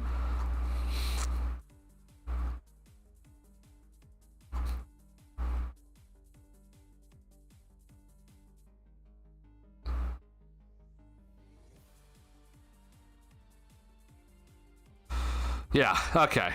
I mean, Jesus. I don't want to look at this anymore, man.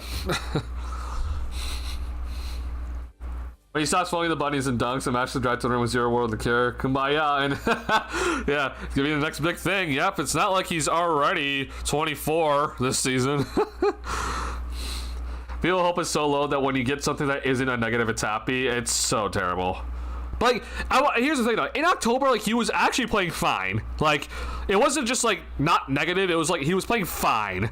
Like, you know, we actually saw like better shot selection, better defense overall, and then like it's just back to being shit. I'm like, God, man. I was struggling to choose between trading Vooch or P. Will first. Probably Vooch for playtime for a rookie more, but still, God, man, I don't know. I think I honestly might prioritize trading Patrick just to get the contract off, just because I know that no matter what, we're getting rid of Vooch's contract after this season, hopefully.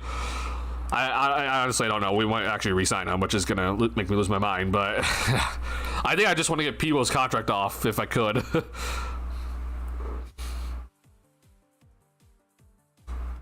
He's significantly stockier and heavier compared to his rookie season, which obviously is not only did not help him, but is actually hampering him. I guess, man. I thought he lost weight this season again, but maybe I'm just wrong. I mean, either way, he needs to get back to losing weight.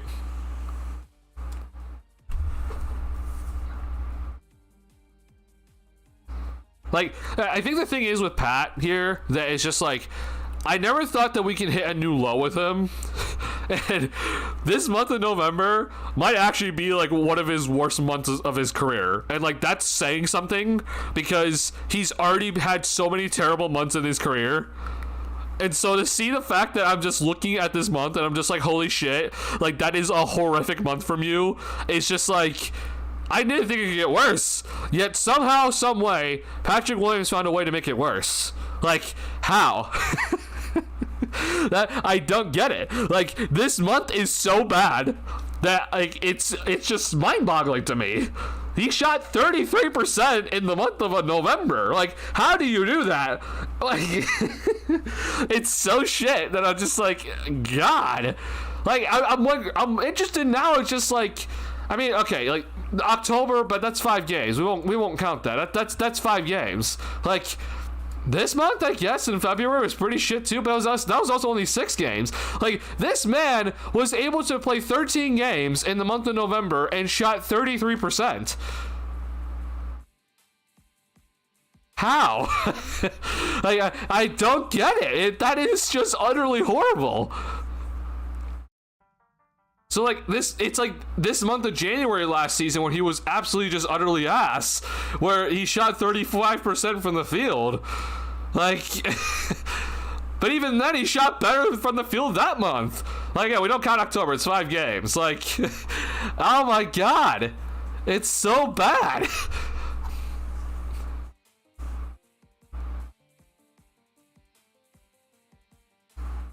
Oh dear Lord. God, Pat, you're like I didn't think it'd get worse, and here we are.